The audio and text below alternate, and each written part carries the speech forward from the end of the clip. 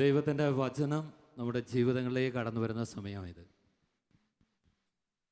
വചനത്തിൻ്റെ അത്ഭുതകരമായ ശക്തി ഓരോ വ്യക്തിയിലും പ്രവർത്തിക്കാൻ പോവുക. വചനത്തിലൂടെയാണ് യേശുവിൻ്റെ സകല പ്രവൃത്തികളും യേശു നിറവേറ്റിയത്. രോഗികളെ സുഖപ്പെടുത്തുമ്പോഴും അത്ഭുതങ്ങളും അടയാളങ്ങളും പ്രവർത്തിക്കുമ്പോഴും കർത്താവ് ഉപയോഗിക്കുന്നത് അവൻ്റെ വചനമാണ്. വചനത്തിൽ സൗഖ്യമുണ്ട്, ജീവനുണ്ട്, ദൈവം തന്നെ വചനമാണ്. ആ ബോധ്യത്തോടു കൂടി നമുക്ക് ഈ വചന ശുശ്രൂഷയുടെ മുമ്പിലായിരിക്കാം. നമുക്ക് വേണ്ടി ഇന്ന് ദൈവവചനം വ്യാഖ്യാനിച്ച് നമ്മളെ അനുഗ്രഹിക്കാനായിട്ട് കർത്താവ് പറഞ്ഞു വിട്ടിരിക്കുന്നത് ഫാദർ വർഗീസ് മുണ്ടക്കലാണ്. അദ്ദേഹം കപ്പൂച്ചിയൻ സന്യാസ സമൂഹത്തിൽപ്പെട്ട വൈദികനാണ്. കണ്ണൂർ പ്രൊവിൻസിൽ അദ്ദേഹം ശുശ്രൂഷ ചെയ്യുന്നു. അതുപോലെ ഈ കാലഘട്ടങ്ങളിൽ KCBC കരിസ്മാറ്റിക് കമ്മീഷൻ്റെ സെക്രട്ടറിയാണ്. KST ചെയർമാനായിട്ട് അദ്ദേഹം ശുശ്രൂഷ ചെയ്യുന്നു. അതുപോലെ ഈ കാലയളവിൽ ഇന്ത്യയുടെ വിവിധ സ്ഥലങ്ങളിലും വിദേശ രാജ്യങ്ങളിലും ദൈവിക ശുശ്രൂഷയിൽ വ്യാപൃതനായിരിക്കുന്ന വർഗീസ് അച്ഛനാണ് കർത്താവ് നമുക്ക് വേണ്ടി ഇന്ന് തന്നത്. ഒത്തിരി സന്തോഷത്തോടെ കരങ്ങളടിച്ച് വലിയ സന്തോഷത്തോടെ വചനവേദിയിലേക്ക് നമുക്ക് അച്ഛനെ സ്വാഗതം ചെയ്യാം.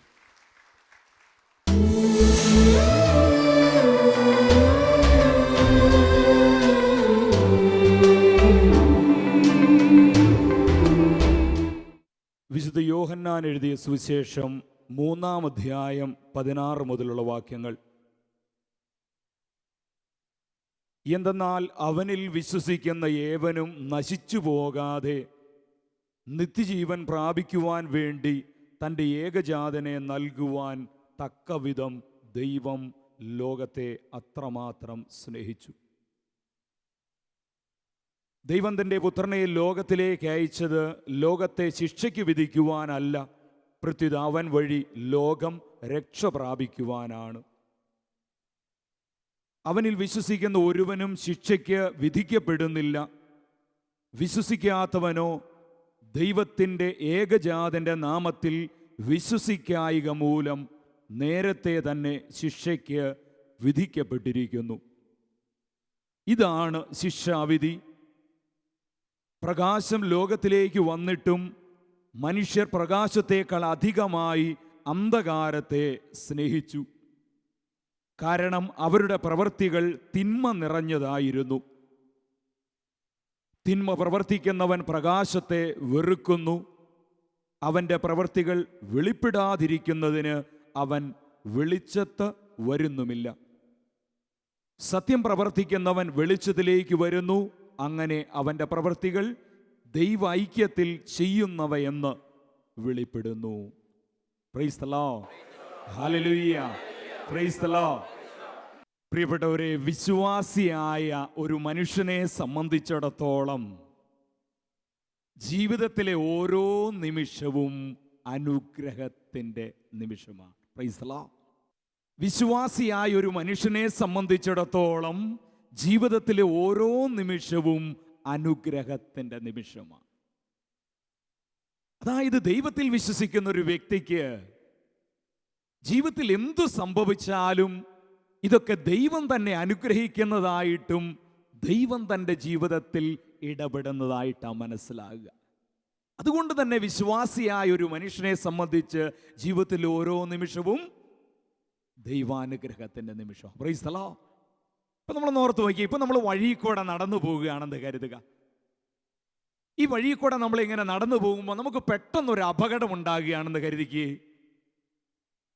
ഈ പെട്ടെന്ന് അപകടമുണ്ടായി അതിൽ നിന്ന് നമ്മൾ അത്ഭുതകരമായി രക്ഷപ്പെട്ട് കഴിയുമ്പോൾ നമ്മൾ സാധാരണ എന്താ പറയുന്നത്? രക്ഷപ്പെട്ടില്ലേ ഒന്നും പറയാൻ പറ്റില്ല. രക്ഷപ്പെട്ട് കഴിഞ്ഞാൽ എന്തു പറയും? ദൈവാനുഗ്രഹം കൊണ്ട് രക്ഷപ്പെട്ടു അല്ലേ? അങ്ങനെയല്ലേ നമ്മൾ പറയുക? ഇല്ല, നിങ്ങൾ ഓർത്ത് നോക്കിയേ, കുറേ നാളുകളായിട്ട് മുടങ്ങിയിരുന്ന നമ്മുടെ വീട്ടിലെ മോൻ്റെയോ മോളുടെയോ വിവാഹം ഒരു ദിവസം വളരെ മനോഹരമായിട്ട് നടക്കുന്നു. ഇതെല്ലാം മനോഹരമായിട്ട് നടന്നു കഴിയുമ്പോൾ അന്നും നമ്മൾ എന്തു പറഞ്ഞു വെക്കും? ദൈവാനുഗ്രഹം കൊണ്ടെല്ലാം ശരിയായി. ഇല്ലെങ്കിൽ നമ്മുടെ വീട്ടിൽ ആർക്കെങ്കിലും ഭയങ്കരമായ അസുഖമായിരുന്നു, നമ്മൾ ഒത്തിരി സ്ഥലത്ത് പോയി ചികിത്സ നടത്തി, ധാരാളം പണം അതിനു വേണ്ടി ചിലവഴിച്ചു, പക്ഷെ എന്നിട്ടും രോഗം ഭേദമാകുന്നില്ല. അങ്ങനെ ഇരിക്കുമ്പോൾ നമ്മൾ ഒരു നൈറ്റ് വിജിയിൽ പങ്കെടുത്തു, ഇല്ലെങ്കിൽ നമ്മൾ പോയി ഒരു ധ്യാനത്തിൽ നമ്മൾ പങ്കെടുത്തു, ഈ ധ്യാനത്തോടുകൂടി ആ വ്യക്തിക്ക് പൂർണ്ണമായ സൗഖ്യം കിട്ടി. അവിടെയും നമ്മൾ പറയും ദൈവാനുഗ്രഹം കൊണ്ടെല്ലാം. അപ്പൊ ഏതൊരു മനുഷ്യനെ സംബന്ധിച്ചും ഇതുപോലെ ചില അവസരങ്ങൾ നമ്മളൊക്കെ പറയും ഇത് ദൈവത്തിന്റെ അനുഗ്രഹമാണെന്ന്. പക്ഷെ നിങ്ങൾ ചിന്തിച്ചു നോക്കിയേ, ഒരു വിശ്വാസിയെ സംബന്ധിച്ച് ഇതുപോലെ 1, 2, 3, 4 അവസരങ്ങൾ മാത്രമാണോ ദൈവാനുഗ്രഹത്തിന്റെ നിമിഷം? ഒരു രോഗം സൗഖ്യപ്പെടുമ്പോഴോ, ഇല്ലെങ്കിൽ ഒരു അപകടത്തിൽ നിന്ന് രക്ഷപ്പെടുമ്പോഴോ, പരീക്ഷയിൽ മാർക്ക് കിട്ടിക്കഴിയുമ്പോഴോ, ഒരു ജോലി കിട്ടിക്കഴിയുമ്പോൾ മാത്രമാണോ ഒരു വിശ്വാസിയെ സംബന്ധിച്ച് അനുഗ്രഹമായിട്ട് മാറുന്നത്, അനുഗ്രഹത്തിന്റെ നിമിഷം എന്ന് പറയുന്നത്? അല്ല. ഒരു വിശ്വാസിയെ സംബന്ധിച്ച് ജീവിതത്തിൽ എന്തെല്ലാം സംഭവിച്ചോട്ടെ, അത് തകർച്ചയായിക്കോട്ടെ, ഉയർച്ചയായിക്കോട്ടെ, നന്മകളായിക്കോട്ടെ, ജീവിതത്തിൽ എന്ത് സംഭവിച്ചാലും ഒരു വിശ്വാസി പറയും ഇത് ദൈവാനുഗ്രഹമാണ്. Price the Lord. കാരണം ദൈവത്തിൽ വിശ്വസിക്കുന്ന ഒരു വ്യക്തിക്ക് ദൈവം അറിയാത്തതായിട്ടും ദൈവം അനുവദിക്കാത്തതായിട്ടും ഒന്നും നടക്കുന്നില്ല. എന്തെല്ലാം സംഭവിച്ചാലും ഇത് എന്ത് തന്നെയാണ്? പറഞ്ഞേ, ദൈവാനുഗ്രഹം. Price the Lord, price the Lord. അപ്പൊ ദൈവത്തിൽ വിശ്വസിക്കുന്ന ഒരു വ്യക്തിക്ക് ജീവിതത്തിൽ ഓരോ നിമിഷവും അനുഗ്രഹത്തിന്റെ നിമിഷങ്ങളാണ് എങ്കിൽ ഈ രാത്രിയിൽ ദൈവത്തിന്റെ സന്നിധിയിൽ ഈ പ്രാർത്ഥനാനിരതരായി നമ്മൾ ദൈവത്തിന്റെ സന്നിധിയിലായിരിക്കുന്നു എന്ന് പറയുന്നത് അതെന്ത് തന്നെയാണ്? പറഞ്ഞേ, ദൈവാന്. കരങ്ങൾ ഉയർത്തി എന്ന് പറഞ്ഞേ, ഹല്ലേലൂയ, ഹല്ലേലൂയ. പ്രിയപ്പെട്ടവരെ, ഈ രാത്രിയിൽ ദൈവത്തിന്റെ സന്നിധിയിൽ നമ്മുടെ വിശ്രമം വേണ്ടെന്ന് വെച്ച്, നമ്മുടെ മറ്റെല്ലാ വ്യാപാരങ്ങളും നമ്മൾ മാറ്റിവെച്ച് ഈ രാത്രിയിൽ ഈ തമ്പുരാന്റെ സന്നിധിയിലായിരിക്കുവാൻ ദൈവം നമ്മളെ വിളിച്ചെങ്കിൽ, ദൈവം നമ്മളെ ഒരുക്കിയെങ്കിൽ, ഈ നിമിഷങ്ങൾ ദൈവത്തിന്റെ അനുഗ്രഹത്തിന്റെ നിമിഷങ്ങളാണ്. Price the Lord. നമ്മളെ അനുഗ്രഹിക്കാൻ വേണ്ടി, നമ്മളെ വിശുദ്ധീകരിക്കാൻ വേണ്ടി, നമുക്ക് കുറച്ചുകൂടെ ജ്ഞാനം തരാൻ വേണ്ടി, കുറച്ചുകൂടെ നമുക്ക് സ്നേഹം തരാൻ വേണ്ടി, കുറച്ചുകൂടെ നമ്മളെ വിശ്വാസത്തിൻ്റെ ആഴത്തിലേക്കും അനുഭവത്തിലേക്കും നയിക്കാൻ വേണ്ടി ദൈവം നമ്മളെ വിളിച്ചിരിക്കുക. ദൈവത്തിന് നമുക്ക് ഒരിക്കൽ കൂടി price the Lord, hallelujah, hallelujah. യേശുവേ നന്ദി, ഹല്ലേലൂയ. ഈ അനുഗ്രഹത്തെ ഓർത്ത് നമുക്ക് നന്ദി പറഞ്ഞുകൊണ്ട് തുറന്നുള്ള നിമിഷങ്ങളായിരിക്കാം. അതുകൊണ്ട് തന്നെ ഏകാഗ്രമായി ഭക്തിയോടെ ശ്രദ്ധയൊന്നും മാറിപ്പോകാതെ നമുക്കായിരിക്കാം. കാരണം ഇത് ദൈവം നമ്മളെ അനുഗ്രഹിക്കാൻ ഒരുമിച്ച് കൂട്ടിയിരിക്കുന്ന അത്ഭുത രാത്രിയാണ്. Price the Lord. പ്രിയപ്പെട്ടവരെ, ദൈവം തിരുസഭയ്ക്ക് നൽകിയിരിക്കുന്ന വരദാനമാണ് വിശുദ്ധർ എന്ന് പറയുന്നത്. Price the Lord. ഇന്ന് നമ്മൾ വിശുദ്ധരെ കുറിച്ചും വിശുദ്ധിയെ കുറിച്ചുമാണ് നമ്മൾ ഈ രാത്രിയിൽ തുറന്ന് കാണാൻ പോവുക. അപ്പോൾ ദൈവം തിരുസഭയ്ക്ക് നൽകിയിരിക്കുന്ന വരദാനമാണ് ആരെ? പറഞ്ഞ്, വിശുദ്ധർ. നമുക്കറിയാം, നമ്മുടെ സഭ ഒത്തിരിയേറെ വിശുദ്ധരെ കൊണ്ട് ധന്യമാണ്. ശരിയാണോ? അല്ലേ? നമ്മുടെ സഭ എന്ന് പറയുന്ന ഒത്തിരിയേറെ വിശുദ്ധരെ കൊണ്ട് ധന്യമാണ്. നമുക്കറിയാം, ഏതാണ്ട് ചില ദിവസങ്ങളിലൊക്കെ 2ഉം 3ഉം വിശുദ്ധരുടെയൊക്കെ തിരുനാളുകൾ ആഘോഷിക്കത്തക്ക രീതിയിൽ സഭ ഇന്ന് വിശുദ്ധരെ കൊണ്ട് സമ്പന്നമാണ്. പ്രിയപ്പെട്ടവരെ, ഞാനൊന്ന് ചോദിച്ചോട്ടെ, നമ്മൾ ആരെയായി വിശുദ്ധരെന്ന് വിളിക്കുന്നത്? ഈ ജോൺ പോൾ രണ്ടാമൻ മാർപ്പാപ്പ മരിക്കുന്നതിന് മുമ്പ് പലപ്പോഴും നമ്മൾ പത്രത്തിലും മാസികകളിലും ഈ സത്യയുഗത്തിലും ശാലോമിലൊക്കെ നമ്മൾ വായിക്കുമായിരുന്നു, ഈ മാർപ്പാപ്പ അടുത്ത ആഴ്ച 4 പേരെ വിശുദ്ധരായി പ്രഖ്യാപിക്കുന്നു, 2 പേരെ വാഴ്ത്തപ്പെട്ടവരായി. ഇതൊക്കെ കേൾക്കുമ്പോൾ ചില ആളുകൾ ചോദിക്കുന്ന ചോദ്യമുണ്ട്. ചില സ്ഥലങ്ങളിലൊക്കെ ഈ ധ്യാനിപ്പിക്കാൻ ചെല്ലുമ്പോൾ അൽമായരും ചില സിസ്റ്റേഴ്സും അച്ഛന്മാരൊക്കെ ചോദിക്കുന്നത് ഞാൻ കേട്ടിട്ടുണ്ട്, ഈ മാർപ്പാപ്പ എന്താ ഇങ്ങനെ എല്ലാവരെയും ഇങ്ങനെ ആരാക്കുന്നു? വിശുദ്ധരാക്കുന്നു. ഇങ്ങനെ ഈ ഇങ്ങനെ എല്ലാവരെയും എന്തിനാ ഇങ്ങനെ വിശുദ്ധരാക്കുന്നത്? പ്രിയപ്പെട്ടവരെ, ഞാനൊന്ന് ചോദിച്ചു നോക്കട്ടെ, ഇങ്ങനെ സഭയിൽ ഈ വിശുദ്ധരുടെ എണ്ണം ഇങ്ങനെ ധാരാളം വർദ്ധിച്ചു കഴിഞ്ഞാൽ അത് സഭയ്ക്ക് അതൊരു മുതൽക്കൂട്ടാണോ അതോ അതൊരു അധികപ്പറ്റാണോ? എന്താ നിങ്ങളുടെ അഭിപ്രായം? പുതിയ മാർപ്പാപ്പയോട് പറയാനുള്ളതാ. എന്താ നിങ്ങളുടെ അഭിപ്രായം? സഭയിൽ വിശുദ്ധരുടെ എണ്ണം കൂടുന്നത് അത് സഭയ്ക്ക് മുതൽക്കൂട്ടാണോ അതോ അധികപ്പറ്റാണോ? മുതൽക്കൂട്ടാണ്. എന്തുകൊണ്ടാണ് നമ്മൾ പറയുന്നത് സഭയിൽ വിശുദ്ധര് എണ്ണം കൂടുന്നത് സഭയ്ക്ക് മുതൽക്കൂട്ടാണെന്ന്? പ്രിയപ്പെട്ട, സഭ എന്ന് പറയുന്നത് ഔദ്യോഗികമായിട്ട് ആരുടെ കൂട്ടായ്മയാണ്? വിശുദ്ധരുടെ കൂട്ടായ്മയാണ്. വിശുദ്ധിയിൽ ജീവിക്കുന്നവരുടെ കൂട്ടായ്മയാണ് വിശുദ്ധിയിൽ ജീവിക്കേണ്ടവരുടെ. Price the Lord. ചേർന്ന് പറഞ്ഞേ ഹല്ലേലൂയ. അപ്പൊ സഭ എന്ന് പറയുന്ന ഇങ്ങനെയുള്ള ഈ കൂട്ടായ്മയാണെങ്കിൽ സഭയിലെ അംഗങ്ങൾ എല്ലാവരും ആരാകാൻ വിളിക്കപ്പെട്ടിരിക്കുന്ന വ്യക്തികളാണ്. പറഞ്ഞ് വിശുദ്ധരാകുവാൻ വേണ്ടി. അങ്ങനെയാണ് ഈ വിശുദ്ധരുടെ എണ്ണം സഭയിൽ വർദ്ധിക്കുന്നത്. അത് സഭയ്ക്ക് മുതൽക്കൂട്ടാണോ അതോ അധികപ്പറ്റാണോ? അപ്പൊ അങ്ങനെയാണെങ്കിൽ ഈ ദേവാലയത്തിൽ ആയിരിക്കുന്ന നമ്മളും ലോകത്തിന്റെ നാനാഭാഗങ്ങളിൽ ഈ ജാഗരണ പ്രാർത്ഥനയിൽ പങ്കെടുത്തുകൊണ്ടിരിക്കുന്ന അനേകരും വിളിക്കപ്പെട്ടിരിക്കുന്നത് ആരായി തീരാൻ വേണ്ടിയാണ്? വിശുദ്ധർ. അപ്പൊ നമ്മൾ വിളിക്കപ്പെട്ടിരിക്കുന്ന ആരായി തീരാൻ വേണ്ടിയാണ്. അപ്പൊ നമ്മളെല്ലാവരും വിശുദ്ധരായി തീർന്നാൽ സഭയ്ക്ക് മുതൽക്കൂട്ടാണോ അതോ അധികപ്പറ്റാണോ? പറഞ്ഞേ മുതൽക്കൂട്ട്. അപ്പൊ നമ്മളെല്ലാവരും വിളിക്കപ്പെട്ടിരിക്കുന്ന ആരായി തീരാനാ? അങ്ങനെയാണെങ്കിൽ നമുക്ക് ചിന്തിച്ചു വെക്കാം, ആരെയാണ് നമ്മൾ ഈ വിശുദ്ധരെന്ന് വിളിക്കുന്നത്? നമ്മൾ വിശുദ്ധരാകാൻ വിളിക്കപ്പെട്ടിരിക്കുന്നതാണ്. സഭയിൽ വിശുദ്ധരുടെ എണ്ണം വർദ്ധിക്കുന്നത് സഭയ്ക്ക് അനുഗ്രഹമാണ്. കാരണം നമ്മളെല്ലാവരും വിളിക്കപ്പെട്ടിരിക്കുന്നത് അതിനു വേണ്ടിയാണ്. അങ്ങനെയാണെങ്കിൽ ചിന്തിച്ചു നോക്കി, ആരെയാണ് നമ്മൾ ഈ വിശുദ്ധരെന്ന് വിളിക്കുന്നത്? നമ്മളെ ആരെങ്കിലും പുണ്യാളത്തി എന്ന് വിളിക്കാറുണ്ടോ? ഉണ്ടോ? ഓണ പറയല്ലേ? ഇല്ലേ? വല്ലപ്പോഴും ഒക്കെ വിളിക്കും അല്ലേ? ഓർത്ത് നോക്കിയേ. നമ്മുടെ ഒരു ചേട്ടൻ ഭയങ്കര മദ്യപാനിയായിരുന്നു, തോന്നിവാസക്കാരനായിരുന്നു. പള്ളിയില്ല, പട്ടക്കാരനില്ല, കൂതാശയില്ല, കുർബാനയില്ല, തോന്നിവാസം, ഇങ്ങനെ ഒരു ഉത്തരവാദിത്വം ഇല്ലാണ്ട് നടന്നൊരു മനുഷ്യൻ. അപ്പം അങ്ങനെ ഇരിക്കുമ്പോൾ അദ്ദേഹം പോയൊരു ധ്യാന കേന്ദ്രത്തിൽ പോയൊരു ധ്യാനം കൂടി. ധ്യാനം കഴിഞ്ഞ് തിരിച്ചു വന്നു. ഭയങ്കര മനസാന്തര അനുഭവം അദ്ദേഹം. അത്രയും നാൾ വൈകുന്നേരം ചന്തയിൽ പോയ 11 മണി രാത്രി വരെ ചന്തയിൽ പോയിരിക്കുന്ന മനുഷ്യൻ അന്ന് മുതൽ വൈകുന്നേരം 6 മണിയാവുമ്പോൾ കടയിലൊക്കെ പോയാൽ തിരിച്ചു വരും. എന്നിട്ട് വൈകുന്നേരം 6 തൊട്ട് 7 വരെ കുടുംബ പ്രാർത്ഥന, 7 തൊട്ട് 8 വരെ വ്യക്തിപരമായ പ്രാർത്ഥന, 8 തൊട്ട് 9 വരെ വീണ്ടും പ്രാർത്ഥന. നേരം വെളുത്ത് എഴുന്നേറ്റ് 3 മണിക്ക് പ്രാർത്ഥിക്കാൻ തുടങ്ങും. ഉച്ചയ്ക്ക് 12 മണി വരെ 1 മണി വരെ ഒച്ചത്തിൽ ബൈബിള് വായിക്കും. അങ്ങനെ മിടുക്കനായിട്ട് ഇദ്ദേഹം ജീവിക്കാൻ തുടങ്ങി. കൂട്ടുകെട്ടുകളില്ല, ദുശീലമില്ല, തഴക്കം ഒന്നും, മിടുക്കനായിട്ട് ജീവിക്കാൻ തുടങ്ങി. ഒരു 4-5 ദിവസം കഴിയുമ്പോൾ ഈ മനുഷ്യൻ തൊട്ടടുത്ത കവലയിലേക്ക് ചെല്ലുമ്പം ഈ ചേട്ടൻ്റെ കൂട്ടുകാരന്മാരെല്ലാം കൂടെ എന്നാ പറയുന്നേ? എന്നാ പറയും? പതുക്കെ എഴുന്നേറ്റ് എന്ന് പുള്ളിക്കാരൻ വരുന്ന കാണുമ്പോഴത്തേക്കും പതുക്കെ എഴുന്നേറ്റ് എന്ന് മുണ്ടൊക്കെ അഴിച്ചിട്ടിട്ട് പറയും, ദേ വരുന്നടാ പുണ്യാളൻ, ഈശോ മിശിഹായിക്ക്, ഈശോ മിശിഹായിക്ക്. അപ്പം നമ്മൾ പുണ്യാളാന്ന് വിളിക്കുവോ? വിളിക്കും. ഇതുപോലെ നമ്മുടെ ഒരു ചേച്ചി രാവിലെ മുതൽ വൈകുന്നേരം വരെ ഭയങ്കര ഭർത്താവിനെ കുറ്റവും പറഞ്ഞ് ദേഷ്യപ്പെട്ട് അരിശപ്പെട്ട് മോന്തയും പേർപ്പിച്ച് എല്ലാവരുടെ ഏഷണിയും പറഞ്ഞ് ഇങ്ങനെ നാട് നീളെ ഇങ്ങനെ നടക്കുന്ന നമ്മുടെ ഒരു ചേച്ചി ഒരിക്കൽ പോയി ധ്യാനം കൂടി മിടുക്കിയായി. പിന്നെ കുറിച്ചും പറച്ചിലില്ല, ഏഷണി പറച്ചിലില്ല. അല്ലെങ്കിൽ പള്ളിയിൽ ചെന്ന് കഴിഞ്ഞാൽ എല്ലാവരും ഈ ചേച്ചിമാരുടെ കൂടെ, ഈ ചേച്ചിയുടെ കൂടെ കൂടും. എന്തിനു വേണ്ടിയാ? പ്രാർത്ഥിക്കാൻ വേണ്ടിയാണോ?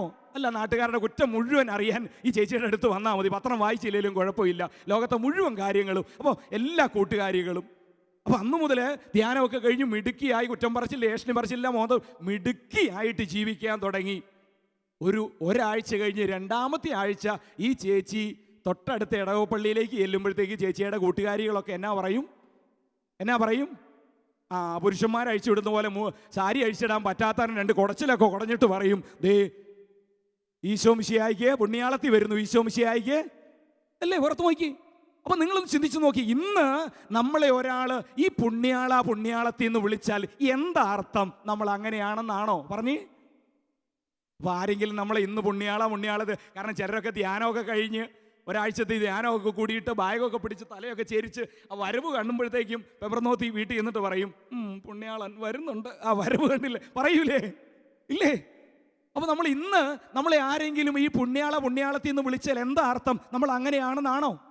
ഇല്ല, ഒരു താങ്ങിയതാ, ശരിയല്ലേ? അപ്പോൾ ഓർത്തോ. അപ്പോൾ അങ്ങനെയാണ് നിങ്ങൾ ചിന്തിച്ച്, ആരെയാണ് നമ്മൾ ഈ വിശുദ്ധരെന്ന് വിളിക്കുന്നത്? ആരെയാണ് നമ്മൾ വിശുദ്ധരെന്ന് വിളിക്കുന്നത്? പ്രിയപ്പെട്ടവർ, വിശുദ്ധരെ കുറിച്ച് പറയുന്നത് മനസ്സ് വായിക്കാൻ കഴിഞ്ഞവർ എന്ന. എന്താ പറഞ്ഞേ? എന്താ ഈ മനസ്സ് വായിക്കുക എന്ന് പറഞ്ഞാൽ? പ്രിയപ്പെട്ടവനെ, മനസ്സ് വായിക്കുക എന്ന് പറഞ്ഞാൽ വിശുദ്ധരെ കുറിച്ച് പറയുന്നത്, അതായത് ദൈവത്തിനും മനുഷ്യർക്കും വേണ്ടി ജീവിച്ചാൽ അതൊരിക്കലും നഷ്ടമല്ല, നേട്ടമാണെന്ന് തിരിച്ചറിഞ്ഞവരാണ്. ആര് പറഞ്ഞേ? ദൈവത്തിനും മനുഷ്യർക്കും വേണ്ടി ജീവിച്ചാൽ അതൊരിക്കലും നഷ്ടമല്ല, നേട്ടമാണെന്ന് തിരിച്ചറിഞ്ഞവരെയാണ് നമ്മൾ ആരെന്ന് വിളിക്കുന്നത്. ഇപ്പം നമുക്കറിയാം, നമ്മുടെയൊക്കെ ഇടവപ്പള്ളിയിൽ ധാരാളം വിശുദ്ധരുടെ രൂപങ്ങളുണ്ടല്ലേ. സെബസ്ത്യാനോസ് പുണ്യാളുടെ, പിന്നെ ആരുടെയൊക്കെ പറഞ്ഞ്, അന്തോനീസ് പുണ്യാളിൻ്റെ, ഗിവറീസ് പുണ്യാളിൻ്റെ, എവുപ്രാസി അമ്മയുടെ, മദർ തെരേസയുടെ, പിന്നെ അൽഫോൻസാമയുടെ ധാരാളം രൂപങ്ങൾ നമ്മുടെയൊക്കെ ഇടവപ്പള്ളിയുണ്ട്. നമ്മൾ ആരെങ്കിലും ഇടവപ്പള്ളി ഇരിക്കുന്ന, ഇപ്പോൾ ഇവിടെ നമുക്കറിയാം തിരുസ്വരൂപ രൂപമുണ്ട്. നമ്മൾ ആരെങ്കിലും നമ്മുടെ ഇടവപ്പള്ളി ചെന്ന് സെബസ്ത്യാനോസ് പുണ്യാളുടെ രൂപത്തിന് മുമ്പിൽ ചെന്നിട്ട് നമ്മൾ സെബസ്ത്യാനോസ് പുണ്യാളുടെ നമ്മൾ ആരെങ്കിലും പറയുമോ, സെബസ്ത്യാനോസ് പുണ്യാള കമ്പേ കയ്യും വെച്ചുകൊണ്ട് നിൽക്കണ നിപ്പ് കണ്ടില്ലേ, നീ എന്ത് വിഡ്ഢിയായി പോയി, നീ എന്ത് മണ്ടനായി പോയി, നമ്മൾ ആരെങ്കിലും പറയുമോ? ഇവിടെ ഇരിക്കുന്ന ആരെങ്കിലും സെബസ്ത്യാനോസ് പുണ്യാളിനെ നേരിട്ട് കണ്ടവരുണ്ടോ? ഒന്ന് കൈവെക്കാവോ? തൊട്ടുമുത്താനാ ആരെങ്കിലും ഉണ്ടോ? ഈ പറയുന്ന നമ്മൾ ആരും ഈ പറഞ്ഞ സെബസ്ത്യാനോസ് പുണ്യാളിനെ കണ്ടിട്ടില്ല. ഉണ്ടോ? പ്രിയപ്പെട്ടവരെ, നൂറ്റാണ്ടുകൾക്ക് മുമ്പ് ജീവിച്ച് കടന്നുപോയ നമ്മളെപ്പോലെ മജ്ജയും മാംസവുമായി നമ്മളെപ്പോലെ വിശ്വാസം ജീവിച്ച് കടന്നുപോയൊരു വ്യക്തിയാണ് ആര് പറഞ്ഞേ? സെബസ്ത്യാനോസ് പുണ്യ. നമ്മൾ ആരും നേരിട്ട് കണ്ടിട്ടുമില്ല. പക്ഷെ നമുക്കറിയാം, ഈ നൂറ്റാണ്ടുകൾക്ക് ശേഷവും ഇതേ തിരുസ്വരൂപത്തിന് മുമ്പിൽ ചെന്നിട്ട് നമ്മൾ പറയുക, എൻ്റെ പൊന്നു പുണ്യാളച്ച, അന്ന് നീ ദൈവത്തിനും മനുഷ്യർക്കും വേണ്ടി ജീവിച്ചു, അത് നേട്ടമായി പോയി. Price the Lord. ഈ വിശുദ്ധരുടെയൊക്കെ തിരുനാൾ നമ്മൾ ആഘോഷിക്കുമ്പോൾ, കോടികൾ മുടക്കി ഇവരുടെയൊക്കെ തിരുനാളിൽ നമ്മൾ പങ്കെടുക്കുമ്പോൾ, ആഘോഷിക്കുമ്പോൾ, ഇവരുടെയൊക്കെ തിരുസ്വരൂപം വഹിച്ചുകൊണ്ട് നമ്മൾ പ്രദക്ഷിണം നടത്തുമ്പോൾ, പ്രിയപ്പെട്ടവരെ, നമ്മൾ ഈ വിശുദ്ധരോട് പറഞ്ഞിരുന്നൊരു കാര്യമുണ്ട്. നിങ്ങൾ അന്ന് ദൈവത്തിനും മനുഷ്യർക്കും വേണ്ടി ജീവിച്ചു, അത് നേട്ടമായി പോയി. Price the Lord, price the Lord. ചേർന്ന് പറഞ്ഞേ ഹല്ലേലൂയ, ഹല്ലേലൂയ. അപ്പോൾ ദൈവത്തിനും മനുഷ്യർക്കും വേണ്ടി ജീവിച്ചാൽ അതൊരിക്കലും നഷ്ടമല്ല, നേട്ടമാണെന്ന് തിരിച്ചറിഞ്ഞവരാണ് ആര്? ഞാൻ ഓർക്കുന്നുണ്ട്, കുറേ നാൾ മുമ്പ് ഞാൻ ഭരണങ്ങാനം അൽഫോൻസാമയുടെ കബറിടത്തിൽ, അൽഫോൻസാമയുടെ ദേവാലയത്തിൽ ഇതുപോലെ നൈറ്റ് വിജിലിന് ടോക്ക് കൊടുക്കാൻ പോയി. കരിസ്മാറ്റിക് സോണിൻ്റെ നേതൃത്വത്തിൽ എല്ലാ മാസവും അവിടെ ജാഗരണ പ്രാർത്ഥനയുണ്ട്. നമുക്കറിയാം, അൽഫോൻസാമയുടെ കബറിടത്തിൽ നമ്മൾ പോയിട്ടുണ്ട്. കബറിടിരിക്കുന്ന പള്ളിയിലാണ് ജാഗരണ പ്രാർത്ഥന നടക്കുക. ഇപ്പം ഇവിടെ അൾത്താരയാണെങ്കിൽ തൊട്ടു മുമ്പിൽ അൽഫോൻസാമയുടെ കബറിടമുണ്ട്. ആ കബറിടമുള്ള പള്ളി നിറച്ച ആളുകളായിരിക്കും രാത്രിയിൽ. അതോടൊപ്പം രണ്ട് സൈഡിലും വിങ്ങുകളുണ്ട്, അത് നിറച്ച ആളുകൾ. ചിലപ്പോൾ പുറത്ത് മോണ്ടലത്തിലൊക്കെ ധാരാളം ആളുകൾ പങ്കെടുക്കുന്ന ഒരു ജാഗരണ പ്രാർത്ഥന എല്ലാ മാസവും. ഒരു ദിവസം ഞാൻ ഓർക്കുന്നുണ്ട്, രാത്രി ഇതുപോലെ ഞാൻ ഓർക്കുന്നു, രാത്രി 10 തൊട്ട് 11 വരെയാണ് തോന്നുന്നു, ഒരു 1.5 മണിക്കൂറോളം ഞാൻ അവിടെ ഇതുപോലെ വചനം പ്രഘോഷിക്കാൻ പോയി. ഇവിടെ ഞാൻ ഈ 1.5 മണിക്കൂറോളം ഈ അൽഫോൻസാമയുടെ കബറിടത്തിന് മുമ്പിലുള്ള അൾത്താരയോട് ചേർന്ന് നിന്നുകൊണ്ട് ഞാൻ ഈ വചനം പ്രഘോഷിക്കുമ്പോൾ ഞാൻ ശ്രദ്ധിച്ച ഒരു പ്രത്യേക കാര്യം, അവിടെ ഇരിക്കുന്ന അനേകം ആളുകൾ അവിടെ ഈ കബറിടത്തിന് ചുറ്റും ഇരിക്കുന്നുണ്ട്. അപ്പം ഞാൻ ഈ പ്രസംഗിച്ചുകൊണ്ടിരിക്കുന്നതിൻ്റെ ഇടയ്ക്ക് മുഴുവൻ ഞാൻ നോക്കുമ്പോൾ എന്താണെന്നറിയാവോ, ചുറ്റുമിരിക്കുന്ന ആളുകൾ ഇടയ്ക്കിടയ്ക്ക് ഈ കബറിടത്തെ തൊട്ട് നെറ്റി വെക്കുന്ന കാണാം, ഇടയ്ക്ക് കമിഴ്ന്ന് കിടന്ന് ചുംബിക്കുന്ന കാണാം, ഇടയ്ക്ക് കബറിടത്തെ തൊട്ട് ശരീരത്തിന് ചില ഭാഗങ്ങളിലൊക്കെ വെച്ച് ഇങ്ങനെ പ്രാർത്ഥിക്കുന്നു, കുരിശു വരയ്ക്കുന്ന കാണാം. പ്രിയപ്പെട്ടവരെ, നിങ്ങൾ ചിന്തിക്കണം, വർഷങ്ങൾക്ക് മുമ്പ് ഈ ഭൂമിയിൽ നിന്ന് കടന്നുപോയ ഒരു കന്യാസ്ത്രീയുടെ അടക്കിയിരിക്കുന്ന കബറിടത്തിന്റെ മുകളിൽ വെച്ചിരിക്കുന്ന ഈ മാർബിൾ കഷണത്തിൽ ഈ പാതിരാത്രി ഉറക്കം വേണ്ടെന്ന്, വിശ്രമം വേണ്ടെന്ന് വെച്ച് വന്നിരുന്ന് ഇവർ തൊട്ട് ചുംബിക്കുമ്പോൾ, തൊട്ട് കുരിശു വരയ്ക്കുമ്പോൾ, ഇതിൻ്റെ മുമ്പിൽ വന്ന് പ്രാർത്ഥിക്കുമ്പോൾ, ഇവർ ലോകത്തോട് പറയുന്ന, ഇവർ അൽഫോൻസാമയോട് വിളിച്ചു പറയുന്ന ഒരു കാര്യമുണ്ട്. എന്താണത്? അന്ന് നീ ദൈവത്തിനും മനുഷ്യർക്കും വേണ്ടി ജീവിച്ചു, അത് നേട്ടമായി പോയി. Price the Lord. ചേർന്ന് പറഞ്ഞേ ഹല്ലേലൂയ. കരങ്ങൾ വീശി പറഞ്ഞേ ഹല്ലേലൂയ, ഹല്ലേലൂയ. ദൈവത്തിനും മനുഷ്യർക്കും വേണ്ടി ജീവിച്ചാൽ നഷ്ടമാണോ? പറഞ്ഞേ, നഷ്ടമാണോ? ദൈവത്തിന് വേണ്ടി ജീവിക്കുന്ന നഷ്ടമാണോ? സഭയ്ക്ക് വേണ്ടി ജീവിക്കുന്ന നഷ്ടമാണോ? പറഞ്ഞേ, മറ്റുള്ളവർക്ക് വേണ്ടി ജീവിക്കുന്ന നഷ്ടമാണോ? നമ്മൾ വിശുദ്ധരാകാനുള്ള പടിയത. വീണ്ടും വിശുദ്ധരെ കുറിച്ച് നമ്മൾ പറയാറുണ്ട്. വിശുദ്ധരാരാണ്? വിശുദ്ധര് തങ്ങൾക്ക് കിട്ടിയ വിശ്വാസത്തിന് ജീവൻ കൊടുത്തവരാണ് വിശുദ്ധരെന്ന് പറയാറുണ്ട്. ആരാണ് വിശുദ്ധർ? പറഞ്ഞേ, തങ്ങൾക്ക് കിട്ടിയ വിശ്വാസത്തിന് എന്തു കൊടുത്തവരാണ്? ജീവൻ കൊടുത്തവര്. അതായത് തങ്ങൾക്ക് കിട്ടിയ വിശ്വാസത്തിന് ജീവൻ കൊടുത്തവരെ നമ്മൾ ആരെന്ന് വിളിക്കുന്നു? പറഞ്ഞേ, എങ്ങനെയാ വിശ്വാസത്തിന് ജീവൻ കൊടുക്കുന്നത്? ഒരു 10 കുപ്പി ബൂസ്റ്റ് അങ്ങ് മേടിച്ചു കൊടുത്തു കഴിഞ്ഞാൽ വിശ്വാസത്തിന് ജീവൻ കിട്ടുമോ? 4 തല്ല് കൊടുത്തു കഴിഞ്ഞാൽ വിശ്വാസത്തിന് ഉഷാറ് കിട്ടുമോ? ഉണർവ് കിട്ടുമോ?